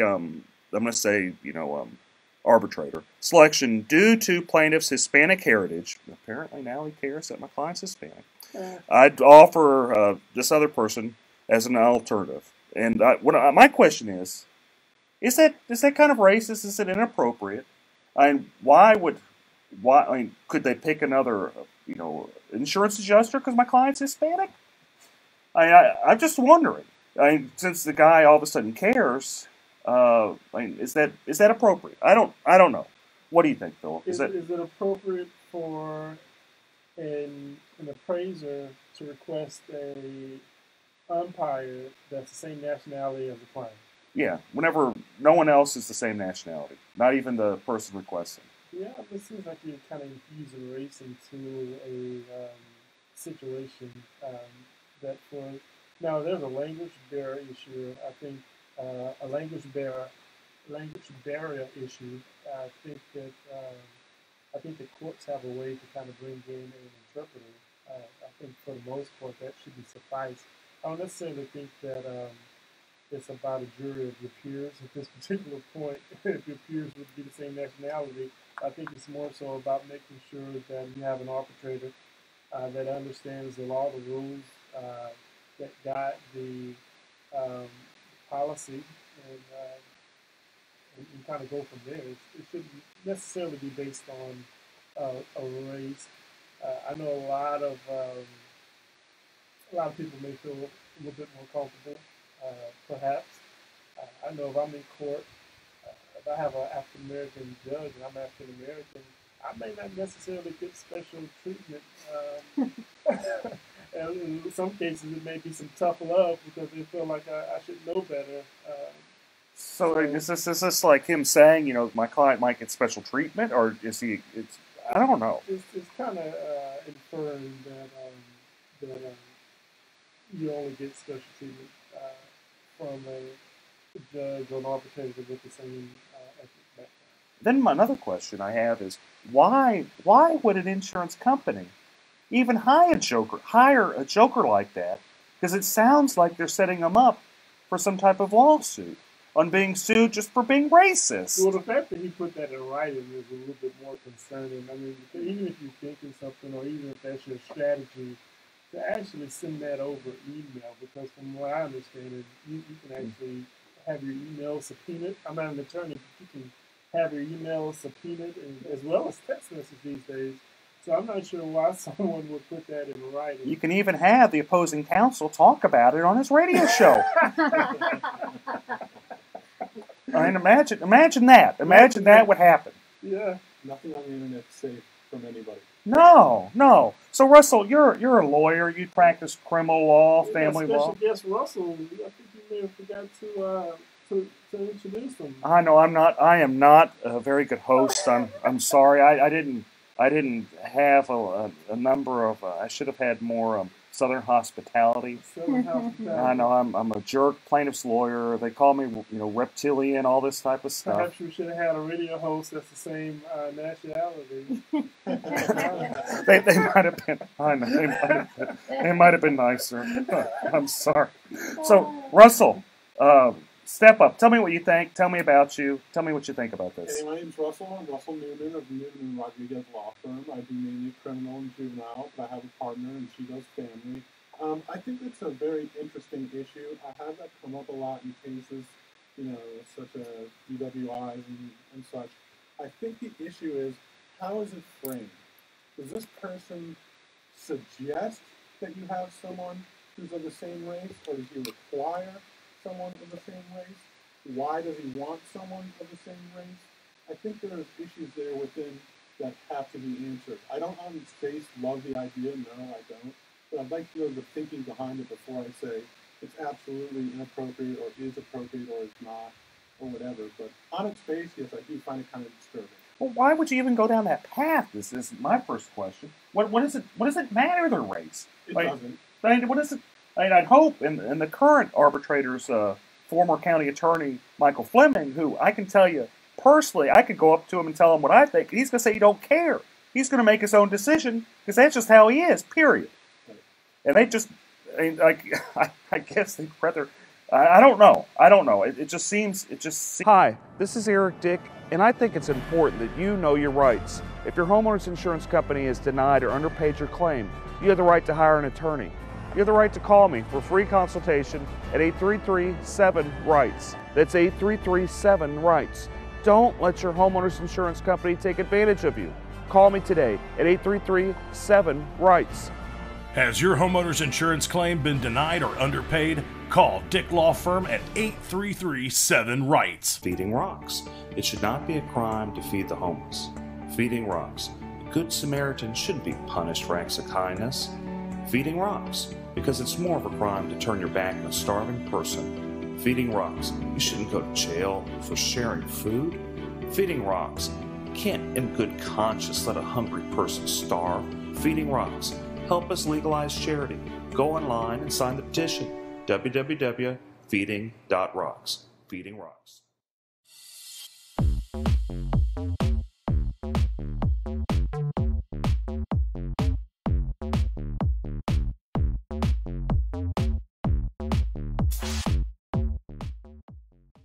seems weird. But you brought your law partner, your spouse. You brought her along with you today. Absolutely. Can't do that. Yeah. And y'all share triplets, as we were talking about. They are 2.5 years old. I love them to death, and they are hastening my death at the same time too, probably. Well, that's you don't really. These are your first. First and only. 3 at a You guys time. are just warming up, man. Just figured out how to do that right. Now you gotta just call it. If they're great or if they're screwed up, I've done my damage. I mean, having 3 at a time, that is a lot. What we were talking about. You're afraid they have another 3 at a time. And end up with 6. Yeah. She may never be touched again. I sometimes joke with my spouse that having children is the best form of birth control. No, having 3 kids is the best form of birth control. That's very true. Oh, okay. Okay. We're going to take a little bit of a break. Talk more with Russell and Philip O'Brien about some other great topics. Thanks, guys. We'll be back.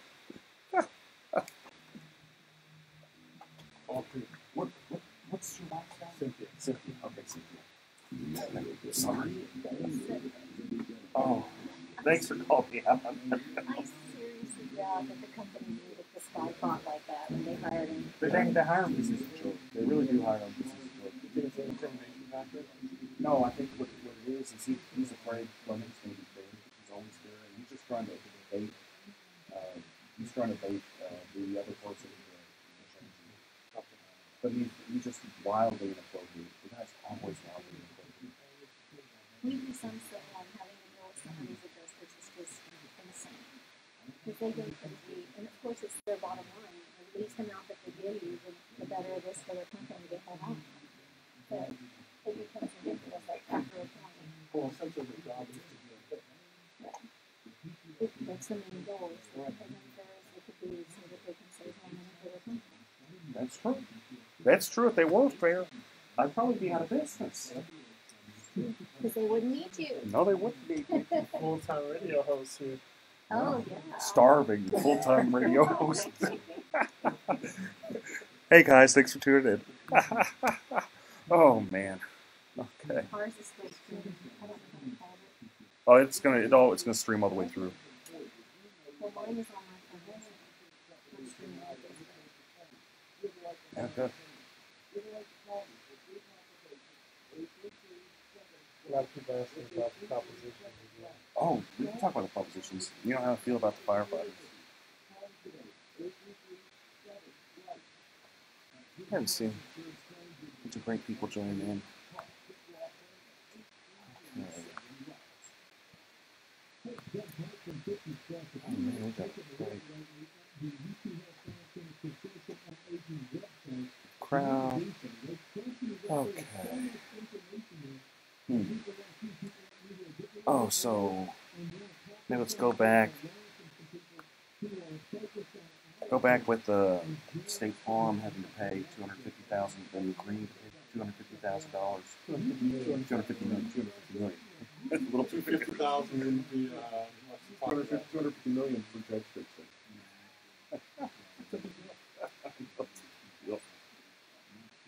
Oh, in a time like that, you know, we're pushing laws that favor interests. And then Republicans wonder why, you know, Ted Cruz is having such a hard time. Why it's a competitive race. They seem surprised, seem shocked.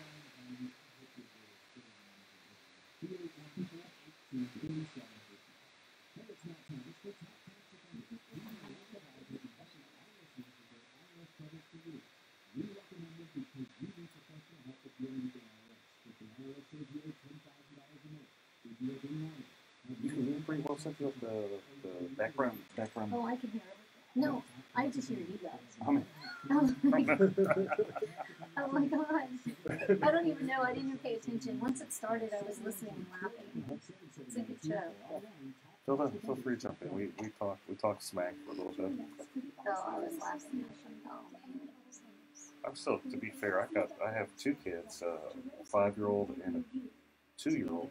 I can just imagine having three-year-olds, three-year-olds. Two and a half. So they're doing the treble twos right now? Oh, yes. Okay,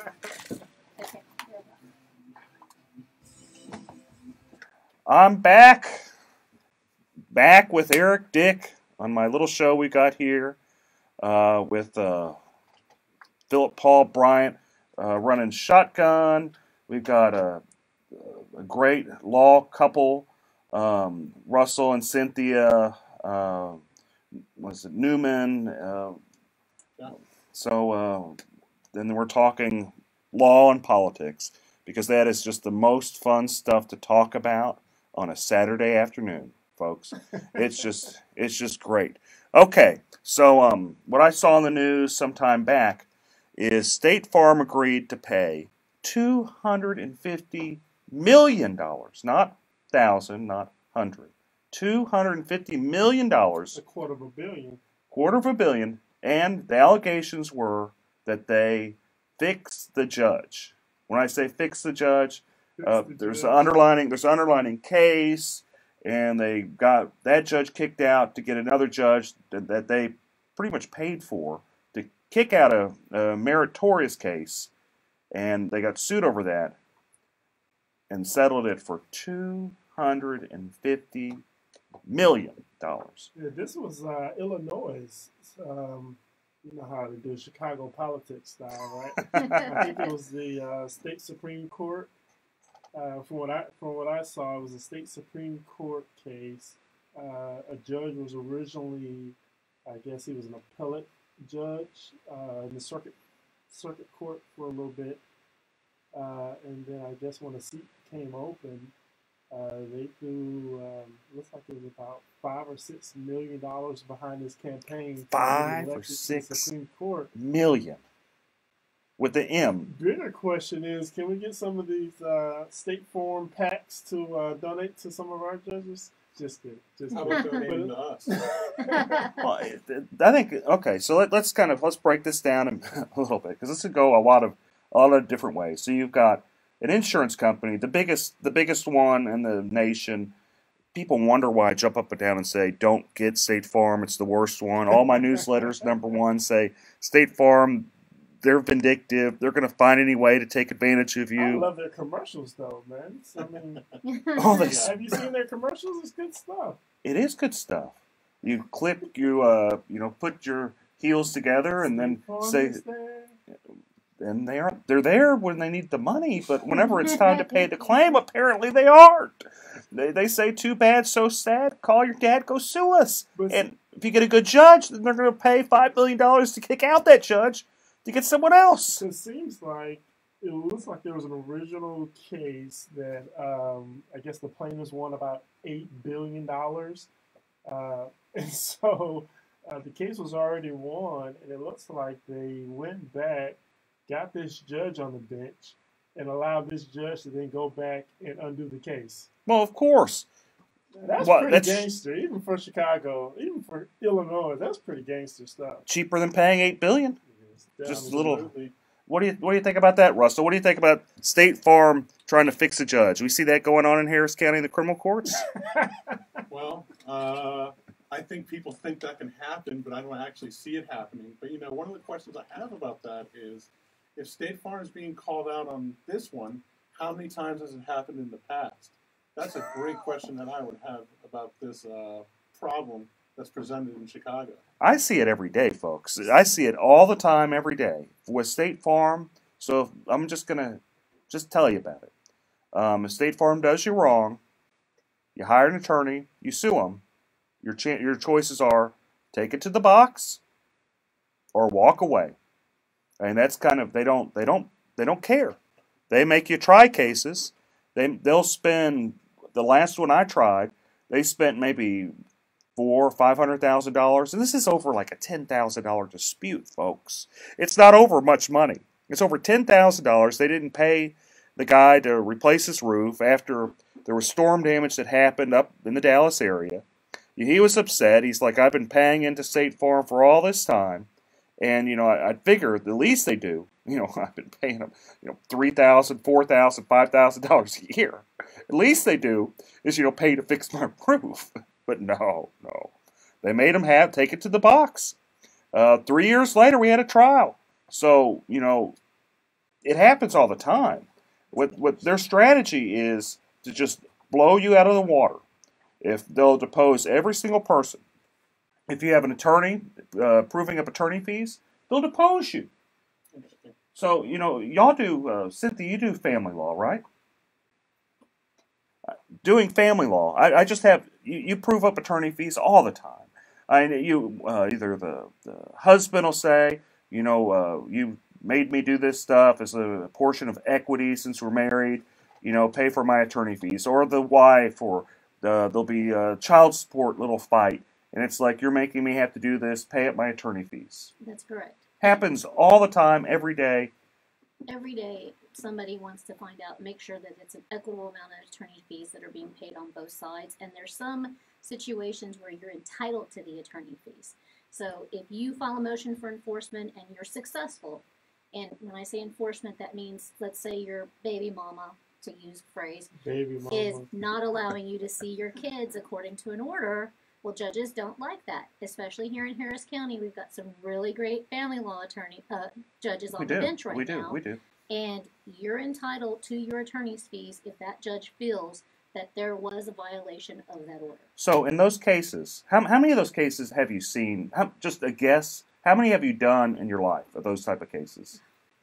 I can't even count it. Like thousands, tens of thousands? I wouldn't say thousands. I'm not that old.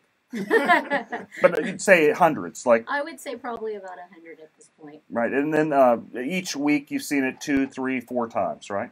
Yes, at least each week, 2, 3, just depending on our schedules. How many times has the opposing counsel thought it'd be a good idea to depose someone over the attorney fees?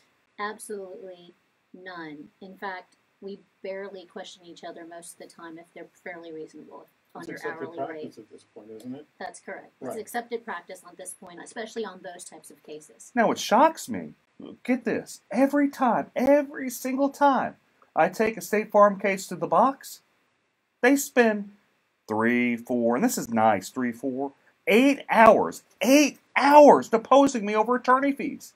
8 hours. We call that being a bully. They're trying to intimidate and they're trying to make a point. And they're using you as part of it, obviously, because if one attorney says it's not worth it, then maybe the next person won't take a State Farm case. It's a deterrent on their part. Correct. They know that if they start doing it across the way, because obviously you have friends that are plaintiffs' attorneys, just like we have friends that are family law attorneys and criminal law attorneys, and so we talk. And there's certain cases in certain courts, which I won't say, that I may charge a little bit more because I know it may be a little more difficult to deal with. And I'm sure you and your friends discuss State Farm ad nauseum. Well, the good news is there's just not many people that take first-party insurance claims, especially with the current laws in place that are exceptionally favorable to insurance companies. You had a 542A that happened, over the last legislative session, where you had Texans for Lawsuit Reform basically bribing people to push that law in place. Just saying, and this is always their excuse, evil plaintiff lawyers, greedy plaintiff lawyers, they're taking advantage of everybody, and I just don't, fair enough. That's just their propaganda. And usually when there's propaganda, there's a reason for the propaganda. And I'm going kind of off on just a tangent. But since we're going off in this tangent, let's run with it a little bit. Another thing I want to talk about. What makes me upset about the State Farm case is my main man, Eric Dick, wasn't the attorney. Man,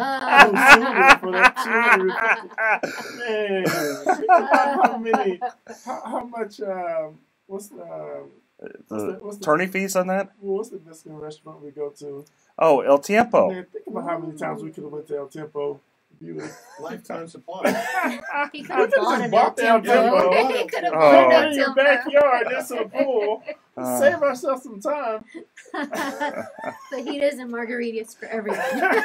No, we just get the little. We're just gonna be getting the little meals. We're ordering off the lunch plate, Philip. We aren't buying no restaurants. There's the kids menu. There's the kids menu. Yeah. You especially had the kids menu with 3 kids. You can bring the girls; they'll only eat one of them. Okay, so we're going to take a quick break. We're going to be back. We're going to talk about TWIA, Texas Windstorm. We're going to talk about the courthouse, state of affairs with family and criminal courthouses. And, of course, we're going to talk about the debate last night with Beto and Ted Cruz. Stay in. Stay with us. Thanks, folks. See you soon. I turned the microphone off. I think I did. I hit off.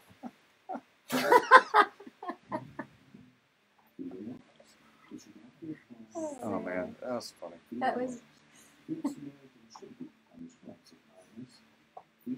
Oh man. That's what brought. No, I've been doing this 100 ounces of water a day, trying to make sure I stay hydrated, and I'm like, because it helps with your like intake of food as well. So yeah, it fills me up, and so. But doesn't bode well for sitting anywhere for an hour or two. But. I was try to. I get really bad reflux, so I try to drink water and eat healthy. All the avoid all the stuff you like. Everything that's good. Exactly. Everything that tastes good. It's bad for reflux. Hi, this is Eric Dick, and I think it's important that you know your rights. If your homeowner's insurance company has denied or underpaid your claim, you have the right to hire an attorney. You have the right to call me for free consultation at 833-7-RIGHTS. That's 833-7-RIGHTS. Don't let your homeowner's insurance company take advantage of you. Call me today at 833-7-RIGHTS. Has your homeowner's insurance claim been denied or underpaid? Call Dick Law Firm at 833-7-RIGHTS. Feeding rocks.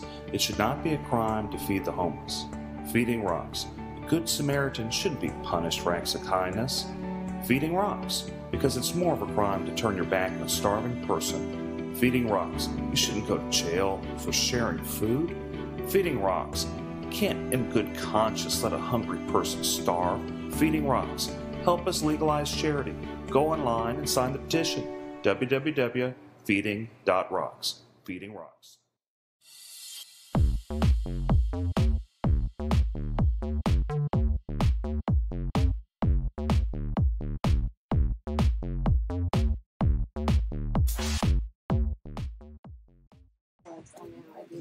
A life well lived might be better than a long life. Well, I got kids too. I'm not going short. Yeah, the 2-year-old. That's. You guys got. You're not a spring chicken when you had the kiddos, which ain't nothing. I don't mean to be nothing. I wasn't young when I had my kiddos either. Yeah, it's tough. I mean, it's amazing. It's some of the best parts of your life. It is. It's great. And I tell people I had them late, but I had a good time before, so it's not like I'm sitting here missing the vacations or doing things. No, and you got your kiddos, and it just the way they look at you, the way the things they do is just so adorable. How they interact. They're happy just to sit on you and watch TV for like a short period. They will manipulate you the rest of your life. They try. They try. Very much the Hispanic mama, so. And people laugh at me, but I'm like, you take my kids in public, they eat out once or twice a week, and we don't have issues. Well, nothing's wrong with that. I sit there. I may not eat, but it's just to train them as they get older so they know how to behave when you're in public, because we eat out probably 2 or 3 times a week with them, and then ourselves forget it, we eat. Nothing's wrong with that. And y'all you're in the swamp. You're chugging along. You got like doing family law and criminal law. That's tough. That's tough work. Slow down. We had them in the NICU for 6 weeks. They were home for 2 weeks when we tried a sexual assault case in Galveston. So we were leaving them at 7 with the nanny and getting back at 7 and then taking care of them, and they weren't sleeping through the nights. So we were living on an hour and a half to 2 hours of sleep a night while we tried the sexual assault case. It was crazy. I think about it now, and I can't even believe we survived. It's awesome. It's just awesome in itself, and that y'all are able to push a successful law firm, and you got 3 kiddos, like young kiddos, and just doing it. I mean, you aren't sleeping, but you're doing it. Well, we have a lot of, we have extended family. My family, I come from a very big family, and so they help out quite a bit. And then, like today, I was lucky my secretary's daughter had early childhood development as her major, so she's in student teaching and not making money. So she's happy to come over on Saturdays and take care of the kids for us for a few hours for not that much. And I mean, otherwise that would be kind of hindering. You know, our family wants to do things with their families too. I know. My mom's playing with my kids now too. I mean, we're lucky. A lot of people don't have extended family to help, so I'm very, very blessed. Getting close. So just push on, right? Y'all tell me when, and I'll do on. All right, folks, we're back. I've got a bunch of great people here. Philip Paul Bryant, Here. Russell, and Cynthia Newman. Hello. Great family and criminal law here in Houston. And let's talk about Texas windstorm, whether it's worth it, whether we should get rid of it. Let's kind of go a little background. Texas Windstorm is the insurance company of last resort along the coast. Laws changed maybe in 2000, let's say 5, making it pretty difficult to get Texas Windstorm to actually pay a claim. You have a lot of articles happening, a lot of people suing, saying that Texas Windstorm, they sent out an initial adjuster saying that the damage was like $80,000. Then that was too much, and they had to send out like a new adjuster to come back and just knock the number down to like $15,000. My question is this: should we even have Texas Windstorm? Why are we paying the money on this? If they're ripping people off, why do we even have it? Why are we even dealing? Why? You're the insurer of last resort, from what I read. Well, I don't. Okay, so I hear you saying it's the insurer of last resort, but you got to keep in mind. Here's kind of the beauty of it. There's also lender-placed policy, so if you didn't have insurance, the lender would automatically, that would kick in. And I'm not saying it's better, because actually it might be like just slightly better if you're able to sue them. They always argue that you don't have standing, but it's much better insurance than Texas Windstorm, because it's comprehensive, and I'm sure there's the same level of corruptions there. I'm not doubting that, but I guess the question is it better? Because I'm not even sure. What do you think, Philip? So this is something that taxpayers have to pay for. Mm-hmm. Yes. Oh yeah. And it kicks in if your current policy doesn't work. No, if you are off the Gulf Coast and you want insurance, there are some insurance companies now that do sell. Private insurance companies. Swift is one. Just an interesting name for insurance company on the Gulf Coast. But there are some private insurance companies that are selling on the Gulf Coast. If you are not able to get them, then if you have a mortgage company or what have you, they're going to force you to get insurance. If you're denied. No. If you can't get insurance, or if you'd end up getting it from someone like TWIA. And so that's kind of what it is. What do you think, Russell? I honestly don't see the point. I kind of agree with you. What are we getting out of this? I mean, is there a tangible asset that we see in TWIA that we wouldn't see if we didn't have it? I don't know. Cynthia, what do you think? Well, it sounds like they are paying some, they're just not paying all. Is that correct? The allegations are there's a law firm that sued them, done depositions, where what happened is initially they'd say like the damages are like $80,000, and then they wouldn't like that, so they'd go back and they'd send another expert to say, no, that's too much, let's knock it down to 15. Okay, and so the issue is whether or not that's, I guess if they can't get it from anyone else, would you think $15,000 is better than none? How much are you paying for the insurance would be my question. Are you paying $3,000, $4,000, $5,000 $8,000 a year for the insurance. If you are, save your money. That's true. Well, that's similar to being forced to have any kind of healthcare insurance I as think well. about insurance in general. For some people, they pay whatever the penalty is. It's $600 to $1,000 or something like that. Versus you don't want to know what we pay every month. No, it's probably similar to what I pay every month. And so that's part of the issue. Is just, is it worth it in the long run when you save it? I guess when you, depending on how much they're going to pay. But if the history is that they're not going to be covering these, then no. I mean, you can save your $1,000, $1,200 a month, and you just put that $15,000 towards whatever damage you end up getting. And if you have a mortgage company, the mortgage company is going to charge you for lender-placed policy, which that will pay because the mortgage company is going to want the house fixed. Correct. I don't know if they'll pay right. They probably won't pay right, but I imagine they'd pay something. They'd at least pay enough. I'd hope that. Well, who knows? I imagine. I've had cases where the lender-placed policy didn't pay stuff, so maybe I'm just too hopeful. Maybe I'm just too optimistic. I wonder if it's really that much every month, because it makes me think kind of something synonymous with us. We live in a flood zone, so we have to pay flood insurance, and we pay, and it's going up over the last few years, and it was, I think, $1,600 this year. So $1,600 over the 12 months, and if you pay that for this type of insurance, if you get $15,000 for damage, that may be worth it. So what's fascinating about flood insurance? Sit around and wait for FEMA. That's something. That's a legitimate point. Oh, we're sorry. You'll be waiting around for quite a while. The Red Cross is good for 500, I think.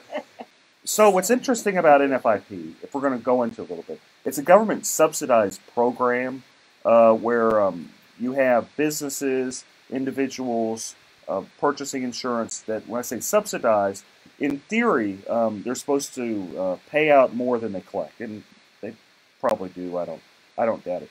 But having said all that, what my issue with NFIP is, I don't understand why they offer it to the business community, to school districts, to stuff like that. Whenever you can actually buy insurance on the private market, flood insurance, and it's not that much more. So that's kind of another. I kind of wonder about that. And I'm going on a side note.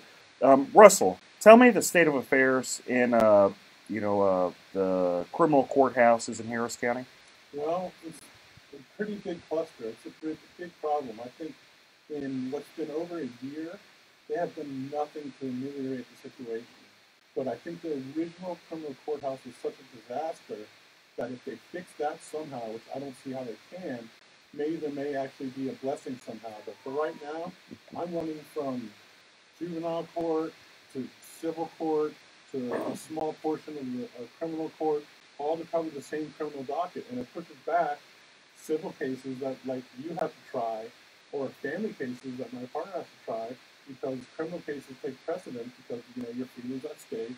And so I feel not only do I have to cover so much more ground in the same amount of time, my cases get precedence in the court, and that backs everything up. So I think they really, really need to focus on having each courthouse for each kind of law again.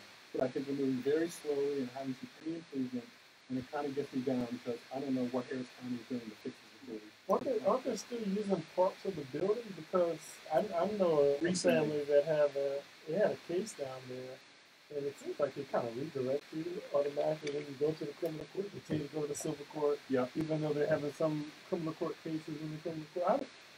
What's going on? What do you think, Cynthia? They may try the cases in different courts. So let's say for regular settings, you have regular court appearances, you go to the civil courthouse. Right. Well, one day you may show up, if you're set for trial, they're going to send you back to another courthouse to actually try the case. So it can get confusing for people, and they have now opened up the 20th floor. A couple floors. 17 through 20. Of the main criminal courthouse, Which is the on courthouse, 201 Franklin. which is the courthouse floors that were the least affected. What they're saying is it's the easiest ones to open. But they're saying the other ones are so far from being open that they're not even optimistic for So they're just kind of 2020. doing one floor at a time as far as this. I think they're opening the floors that were not destroyed. They're saying the other floors have been so damaged that they can't open them anytime soon without major construction. Well, and what the background here, if folks are just tuning in, they don't understand what we're talking about, is the civil courthouses, more specifically, the criminal courthouse got flooded, just something severe from Hurricane Harvey. There was a basement doors. I think they had some roof problems. Sprinklers went off. It wasn't roof problems. I actually remember this quite well because they asked me a little bit about the insurance. So, oh no, okay. And Chris Daniel was on here last week, and I know he's hustling. He's doing what he can, but there's only so much the district court can do. It's He's really a great district court to deal with. I don't even know the man personally, but if I have problems on cases, he answers my messaging on Facebook. I know. It's just amazing.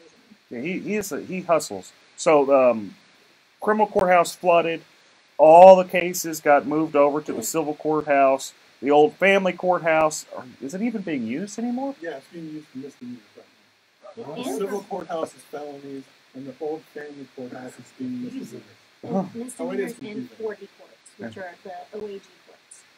Child support. Yeah, the child support, the Title 4D, or the Attorney General brings them for to pay child support.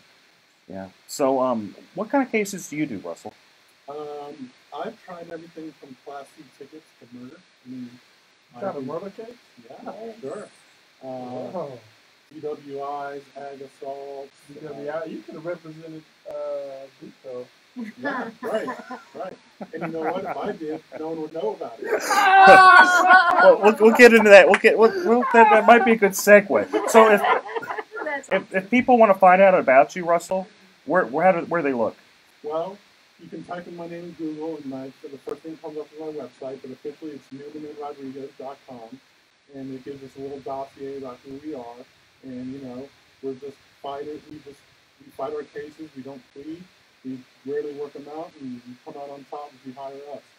Perfect. Hang out between the courts and watch them run from one court to another. Absolutely. That's awesome. We're going to be right back, folks. Stay tuned. We're talking about Beto versus Cruz, the debate. Thanks, guys.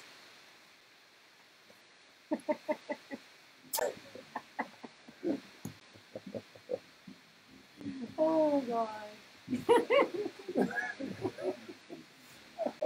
She keeps me on track. The thing is, sometimes I'll forget.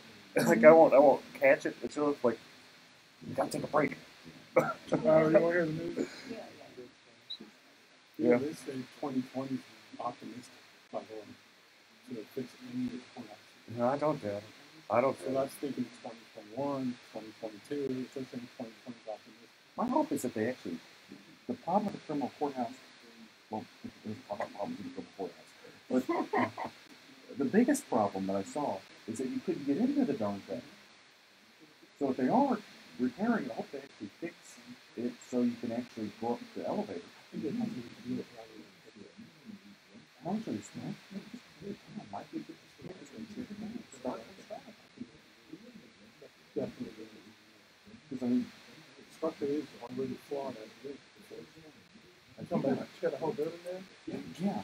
You know how long does it take you to get to the Gulf Cities? Sometimes even if I'm on bond, all I know, my house could be surrendered and revoked, and I'm going on time.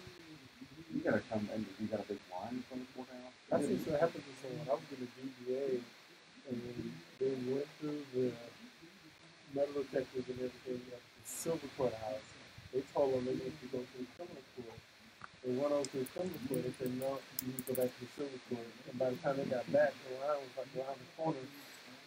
And I'm pretty sure that they got their phone involved. Yep. That's insane. And they wonder why people have big problems with criminal justice. They wonder why people are upset with criminal justice. Yeah, I have to.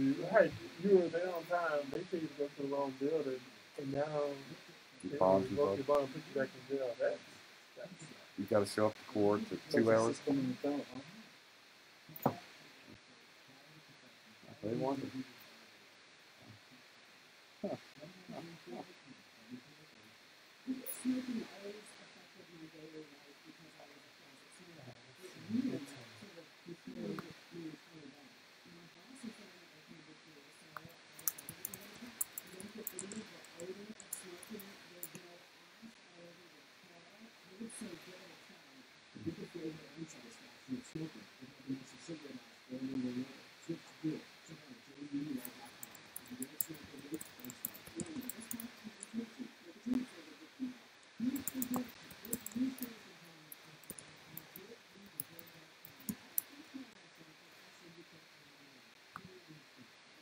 Hi, this is Eric Dick, and I think it's important that you know your rights. If your homeowner's insurance company has denied or underpaid your claim, you have the right to hire an attorney.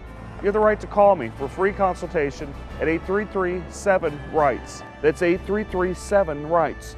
Don't let your homeowner's insurance company take advantage of you. Call me today at 833-7-RIGHTS.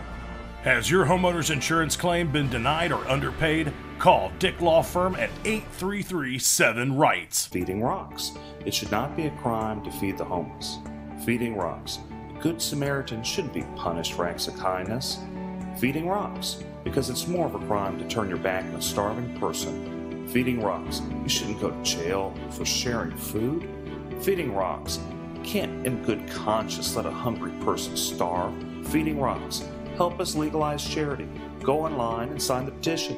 www.feeding.rocks. Feeding Rocks.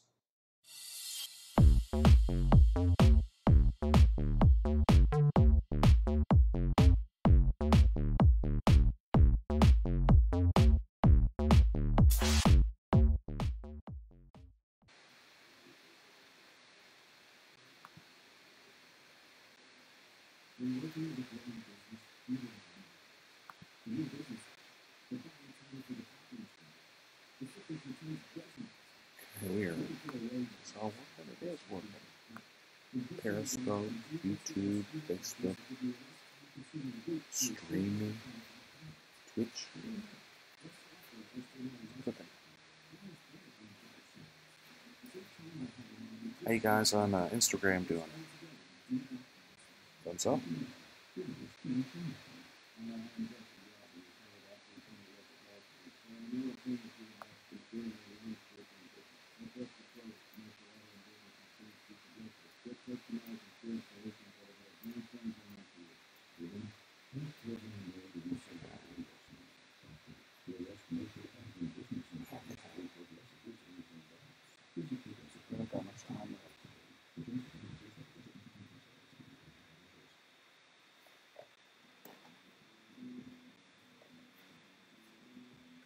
I just can't believe they just let me have this show. I think they're just gotten desperate at KPRC. Find some poor lawyer on the side of the street and then just give them a show. We'll host for food. Yeah, well, that's right. That's the sign I had. Thanks, guys. I'm back. Eric Dick. Let's just kind of jump into it. Beto versus Cruz. What do you think, Russell? What do you think of the debate that happened last night?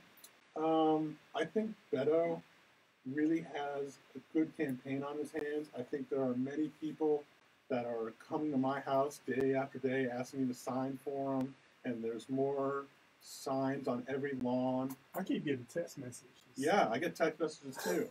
You know, he's really trying, and he has this grassroots campaign, but I don't think he's going to beat Cruz. I don't think he has what it takes. I think he's likable, but I don't think he doesn't have the experience. He doesn't have the experience. He doesn't have the aura about him to be our next senator. Since when did his experience become a requirement to win an election? I guess not.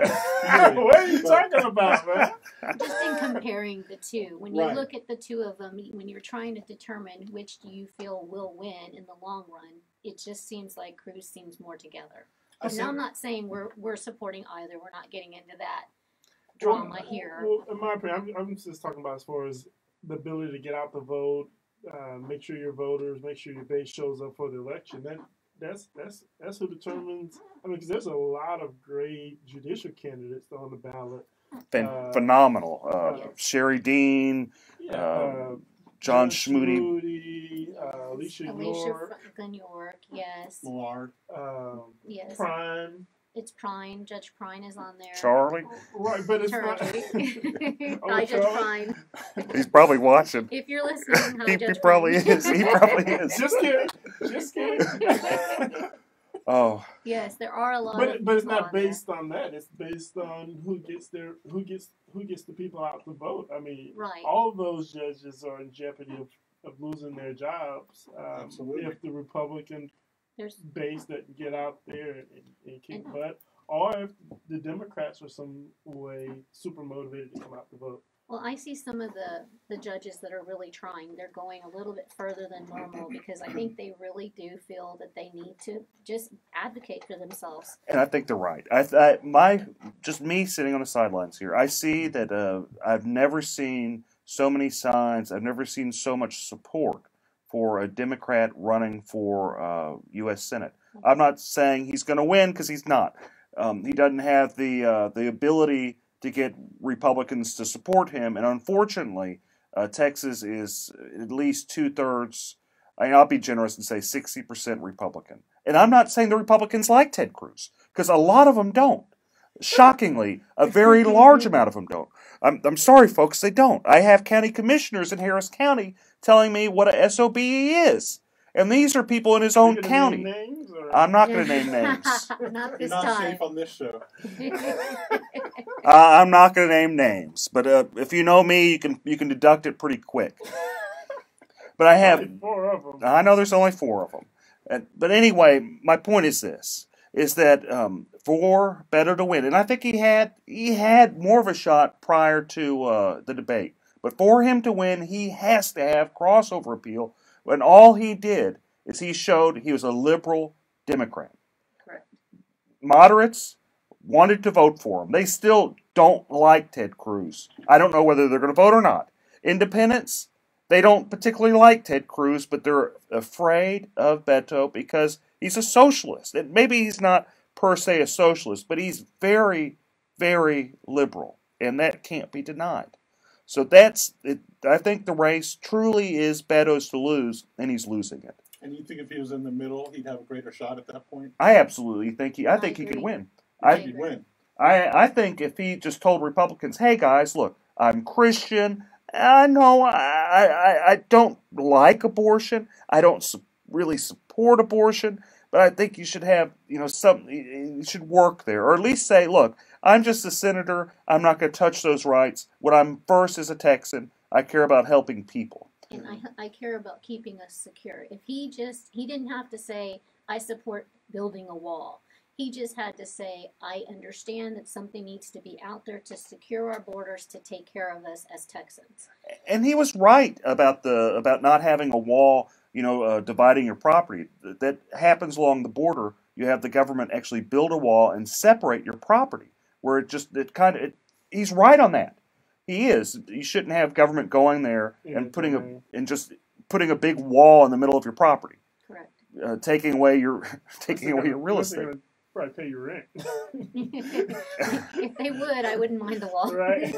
Chip in. So he's not off on that. I do support a wall being built. I just don't think you should destroy people's property building the wall. Well, I thought he did a really good job of comparing him to Hillary. He kept Ted Cruz? Ted Cruz. He kept saying you and Hillary, which is a really good strategy in my opinion. And he also started talking about him not being lockstep with Texas. That's not what he tried to almost make him the outsider, which I thought he did a really good job. But what Ted also did a good job is acting like a jerk. And that's what he's really good at. And I don't mean to be anything, but whenever you had Beto at the very end try to be nice and Ted kind of being a little sarcastic, it didn't help him. There's a reason why this race is as close as it is. There has to be a reason why. And I don't buy into a bunch of liberals pouring money into it, because that happens all the time. The reason it's so close is because Ted Cruz is not likable. Correct. And the reason he's not likable is how he treats people. And this is what I tell all the politicians I meet, all the great judges that we named before. How you treat people, how you treat the people in your court, how you treat people that you don't even expect. That plays a giant role in politics. And life. And life, and right. Business, and everything. Yeah. It resonates. It does resonate. Well, almost 4 million people did vote for Hillary Clinton, by the way. It was, a 43 to 53% Hillary versus Trump, what was it, 2 years ago. So there are a lot of Democrats in Texas who has the ability to vote for a veto. What was the end numbers with Trump and Hillary? I think Trump got about 53% to Hillary's 43%.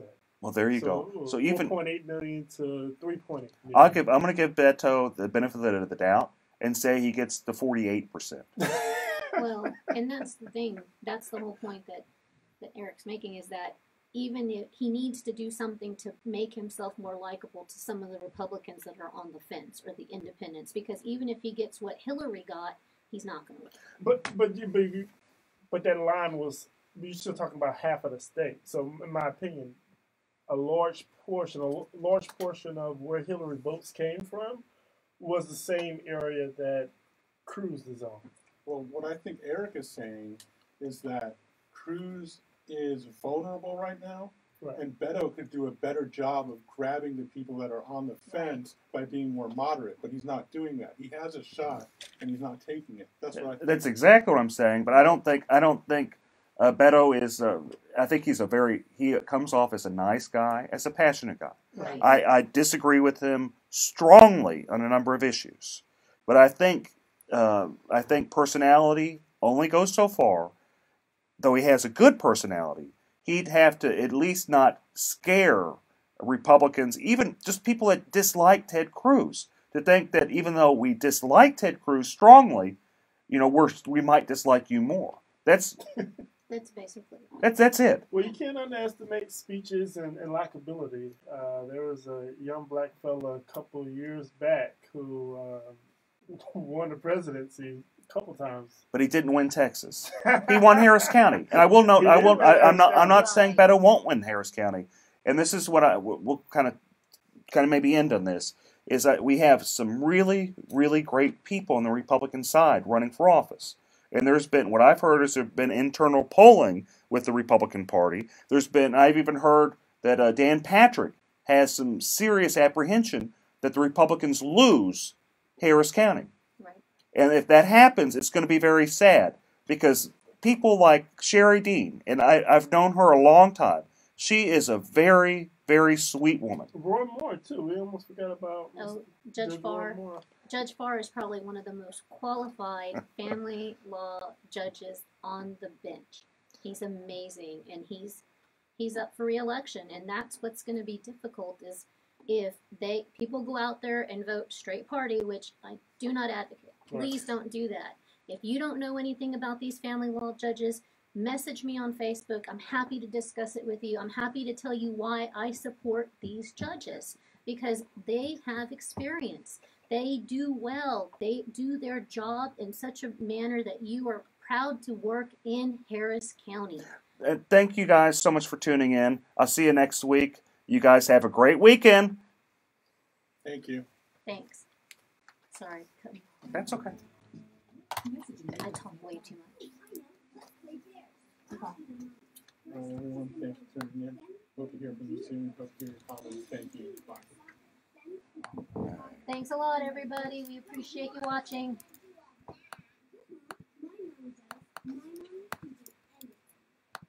Okay. Got that still learning this. Hi, this is Eric Dick, and I think it's important that you know your rights. If your homeowner's insurance company has denied or underpaid your claim, you have the right to hire an attorney. You have the right to call me for free consultation at 833-7-RIGHTS. That's 833-7-RIGHTS. Don't let your homeowner's insurance company take advantage of you. Call me today at 833-7-RIGHTS. Has your homeowner's insurance claim been denied or underpaid? Call Dick Law Firm at 833-7-RIGHTS. Feeding rocks. It should not be a crime to feed the homeless. Feeding rocks. A good Samaritan shouldn't be punished for acts of kindness. Feeding rocks. Because it's more of a crime to turn your back on a starving person. Feeding rocks. You shouldn't go to jail for sharing food. Feeding rocks. You can't in good conscience let a hungry person starve. Feeding rocks. Help us legalize charity. Go online and sign the petition. www.feeding.rocks. Feeding rocks.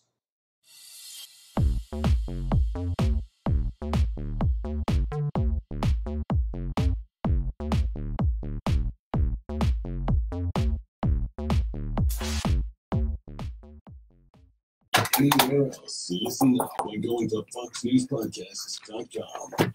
Tucker Carlson. So much barking and noise and yelling. Our role is to take 3 steps back and just shine what really matters. Sean Hannity. The most important thing is if we are looking out for the forgotten men and women in this country. Laura Ingraham. They're going to get straight. If y'all can't sit here all day online, make sure y'all go onto the iHeartRadio media app, KPRC 950, or just tune into your radio, 950 AM.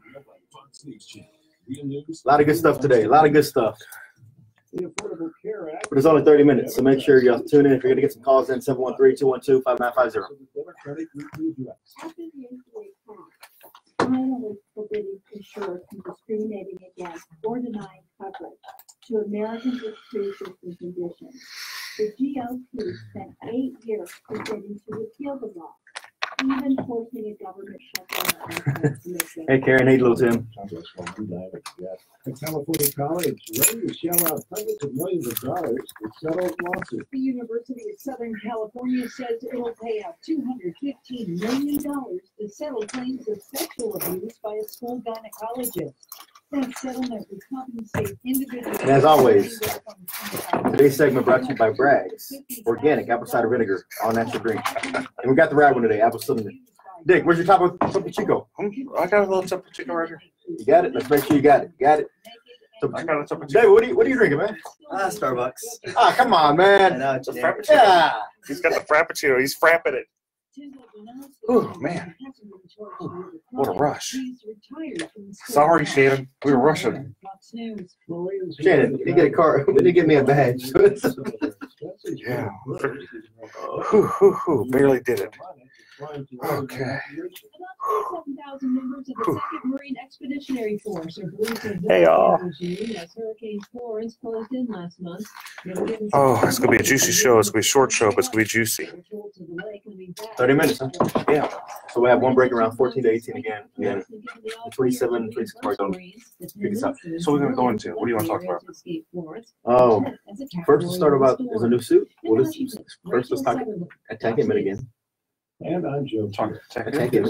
Oh, yeah, I could attack him. And then we'll talk about the suit against the city for the largest gun show in the country is over the drag queen show. Yeah, they got to watch out. They might get in trouble on that for anti-slap. How are you going to get around anti-slap with that? Good afternoon. Watch out for an accident on the North Freeway northbound and the North Loop. This has 2 left lanes blocked. I haven't seen the pleadings. Some good news. That accident we had on the North Freeway southbound equipment has been cleared. Traffic is unwinding in that area, adding about 30 minutes to your commute. I'm Eunice Garcia, the 24-hour traffic center. Okay, cool. Scanned pizzas count for a limited time. And then we'll talk about Sylvia some more. Yeah, we do need to talk about Sylvia. We got the rest of the affidavit, and we can talk about the Chronicles hypocrisy because they endorsed her after being one of the lead publications on this Me Too and Kavanaugh stuff. Go to Danny and his friends. Take a break from After the first break, we're going down. After the first break, we're going to you with the about immigration law and how it ties in and stuff right here. KPRC. We'll make it fit. Opinions provided on the Eric Dick Show are for information.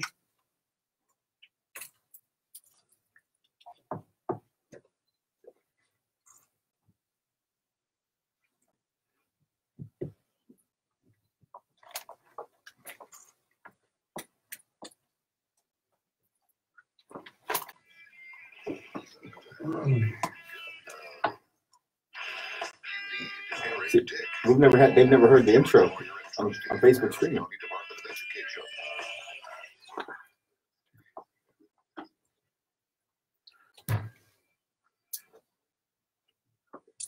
All right, folks, we're back to a spicy show here today. It's going to be Fast and Furious Eric Dick Show with my co-host and wingman, Chris Carmona. And hello, good weekend, everyone. It is going to be a great show. Okay, we had a lot happen this week. We had, Touchy Sylvia. We got the rest of her affidavit where, she's talking about some rash she has, and she has a clerk when she's a municipal judge, and she, she starts telling the clerk, hey, I got this rash on my leg. You want to see it? And the clerk's like, well, no, not really, Sylvia. I don't know that many people want to see it, but no, I'm good.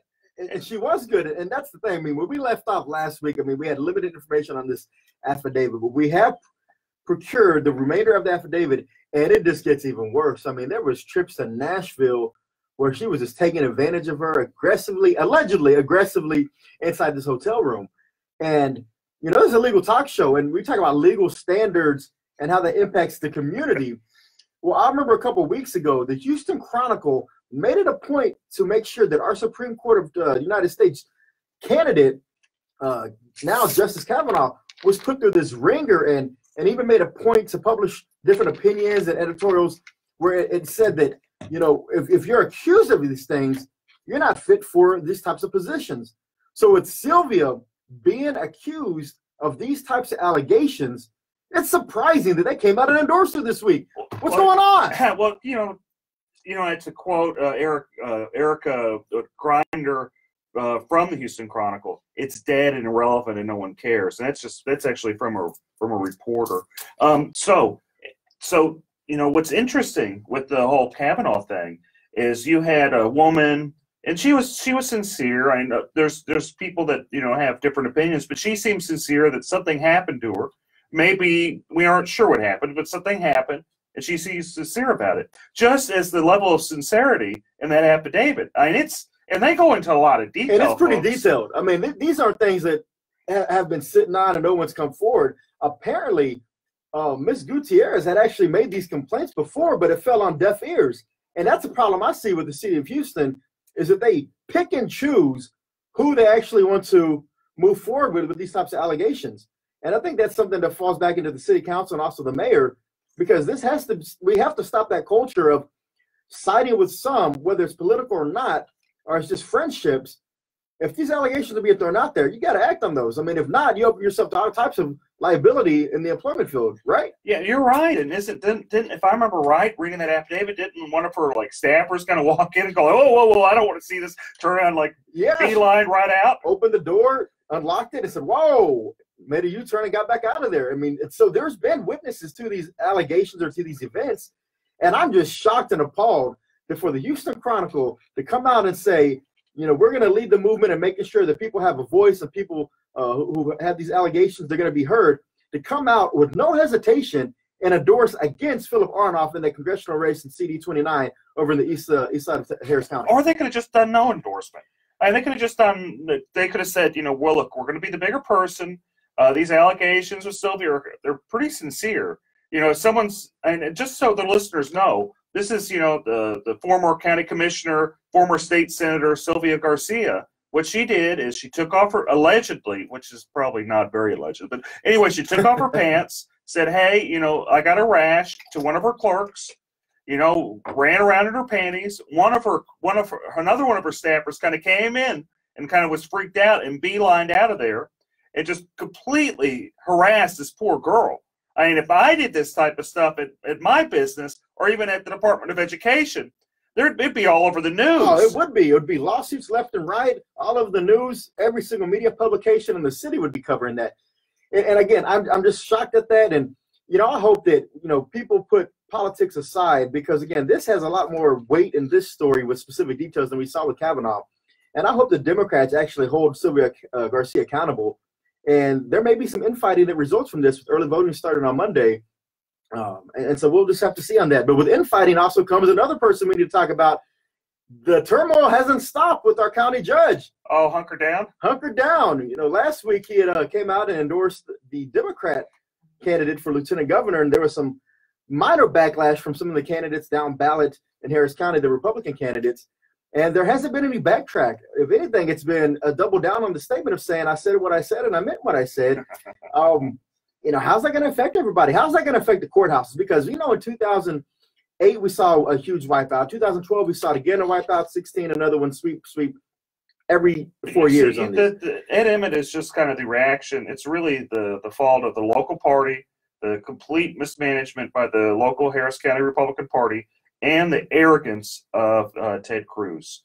And you got to realize that Beto is the result of just utter arrogance of Ted Cruz being just elected, runs for president, just ignores everybody. I mean, Beto, he's done a decent job. He's not going to win. I don't think he's going to win. I think it'd be surprising if it'd be a shocker. But stranger things have happened. But Beto wouldn't have nearly as much following if Ted Cruz would have done his job, and also been a nice guy. And everyone tells me in the Republican Party that's around him. I mean, some people do like him, and they jump up and down and say we like him. But there's a surprising amount of people that say he's a jerk. I don't want to be around him.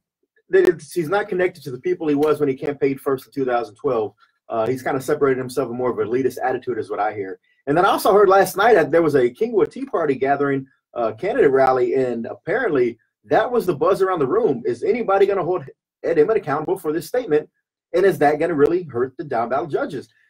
I think it will. I think it'll hurt the judges, but you got to also remember that Lloyd Oliver, he did something similar, actually a step back, maybe 4 years ago whenever he ran for DA, and the Democrats just kicked him right off the ballot. Yeah, and there's been some great articles about that by Charles Blaine and also Kerry Cheshire.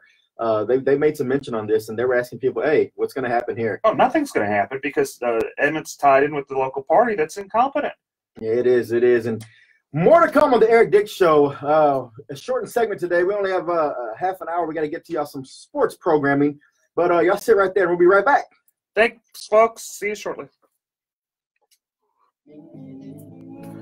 We'll come in, go in with you for probably another 10, 12, then we're going to be done. Yeah. So what do you feel comfortable talking about? Like what area are you just be like, man, I know this, I'm dynamic on this, and boom. Just anything immigration is good. We do all types of immigration. We do business, we do family, we do removal.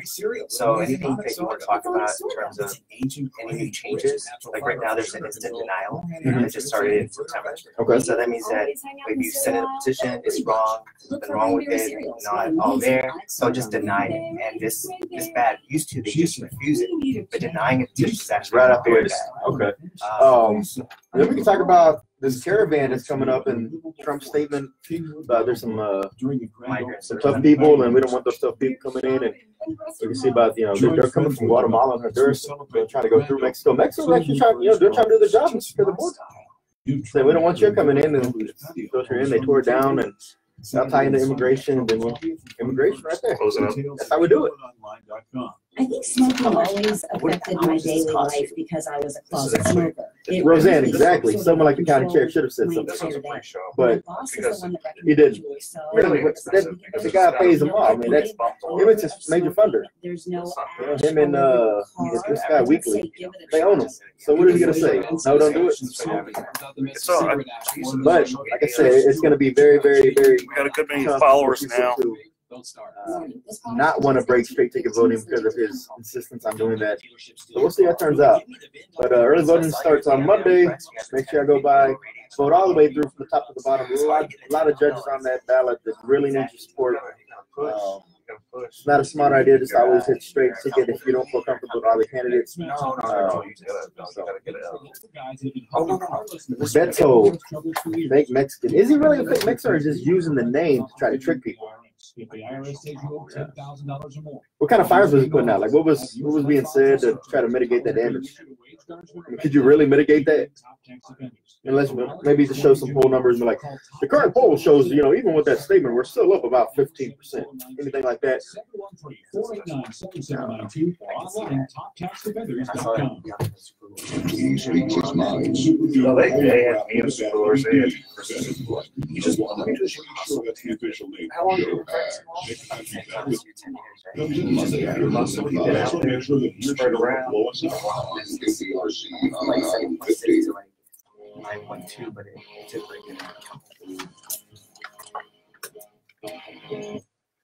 Oh, here we are, folks. If you haven't pulled over and talked to your lawyer, you better do it because we're going to go into some law, and I don't want you guys crying to me because I gave you good advice and you hadn't paid me.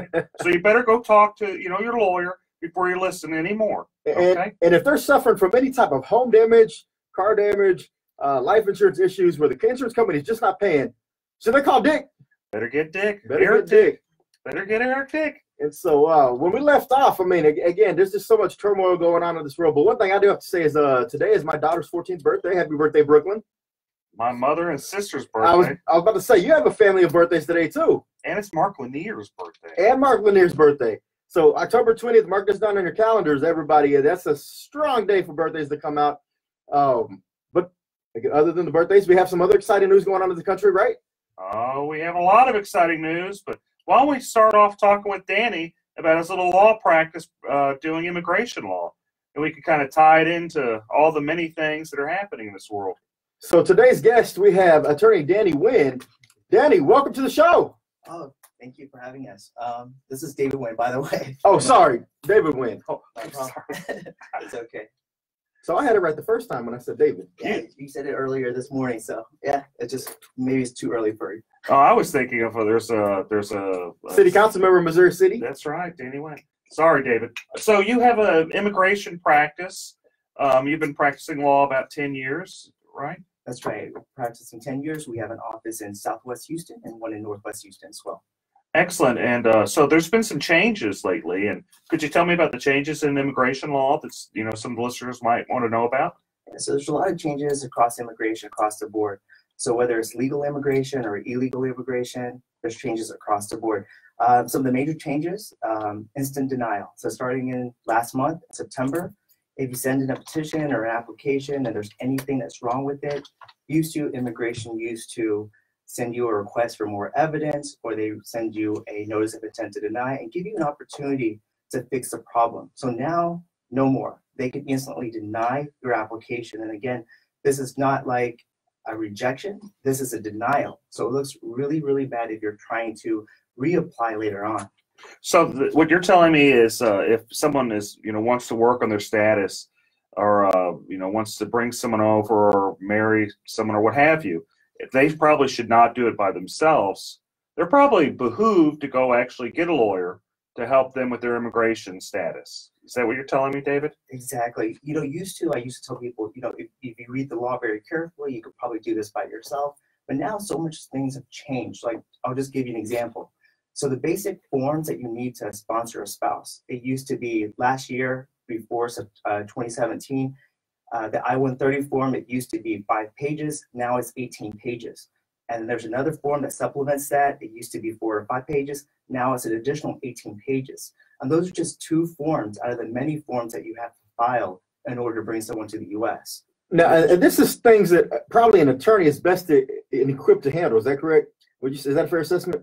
That's right. And, it's not a person's fault, to be honest with you. A lot of things are wrong online, especially even on the government's website. They're wrong. And I could, probably usually what I do is I show clients, like, look, this is what you want to do. And I can tell you that it's wrong. If you do it this way, like they have it on the website, it's going to get rejected or denied. Now, there's a lot of notaries that have popped up around this city, I know for sure, over the last few years to try to assist and expedite some of this immigration paperwork. What's your feelings on notaries? Are those really strong-minded people who understand the legal system and know how to navigate the channels? And that's a good question, Chris. Well, I can tell you for sure, a lot of people in Mexico, there's public notarios are attorneys, but in the U.S., they're not attorneys. Public notarios are popping up, and let me tell you why you don't want to hire one. The public notarios would never put their name on any of your documents. So whenever there's a problem with your documents because they're giving you wrong advice, no one's accountable except for you. And you're not going to be able to blame someone that doesn't have their names on your forms. They charge a lot of cash too, aren't they? They do, but besides this actually being illegal for a notary to practice law, and usually they'll charge at least, near what a lawyer would charge. Sometimes more. Sometimes more. So you're having someone, it's basically you're just going and picking someone off the side of the street and saying, hey, help me with my legal forms. I wouldn't do that. I wouldn't get, someone off the side of the street to represent me, which actually I do. Being an attorney, actually I do hire people to represent me, and anytime anything happens. They say what a client has a full, what is the saying? Yeah, only a fool has a client for himself. That's right. So yeah, if you have problems with immigration, you probably should get a lawyer. Maybe you could have done it in the past, but it sounds like things have changed, and it probably behoove you to sit and talk to somebody that actually is licensed through the state bar and tell you what to do. What other problems do you see happening, Danny? Okay, so if you The other problems that we see right now is if you're in removal proceedings. So before, if you're in removal proceedings, that means deportation proceedings, you would have probably a very fair trial with the immigration judge. It's not like that anymore. So right now, under Donald Trump, he said that immigration judges have a quota. They're obligated, or they should, try and end at least 700 cases per year. So what this means in reality is that every immigration judge under the quota has to finish a case within 2.5 hours. Think about this for a second. One party has to state the facts of the case, the witnesses have to be called up, the judge has to make a decision, all in the course of 2.5 hours. Some of these cases are asylum cases, meaning that they involve people that have been victims in their own countries. They're going to the US in order to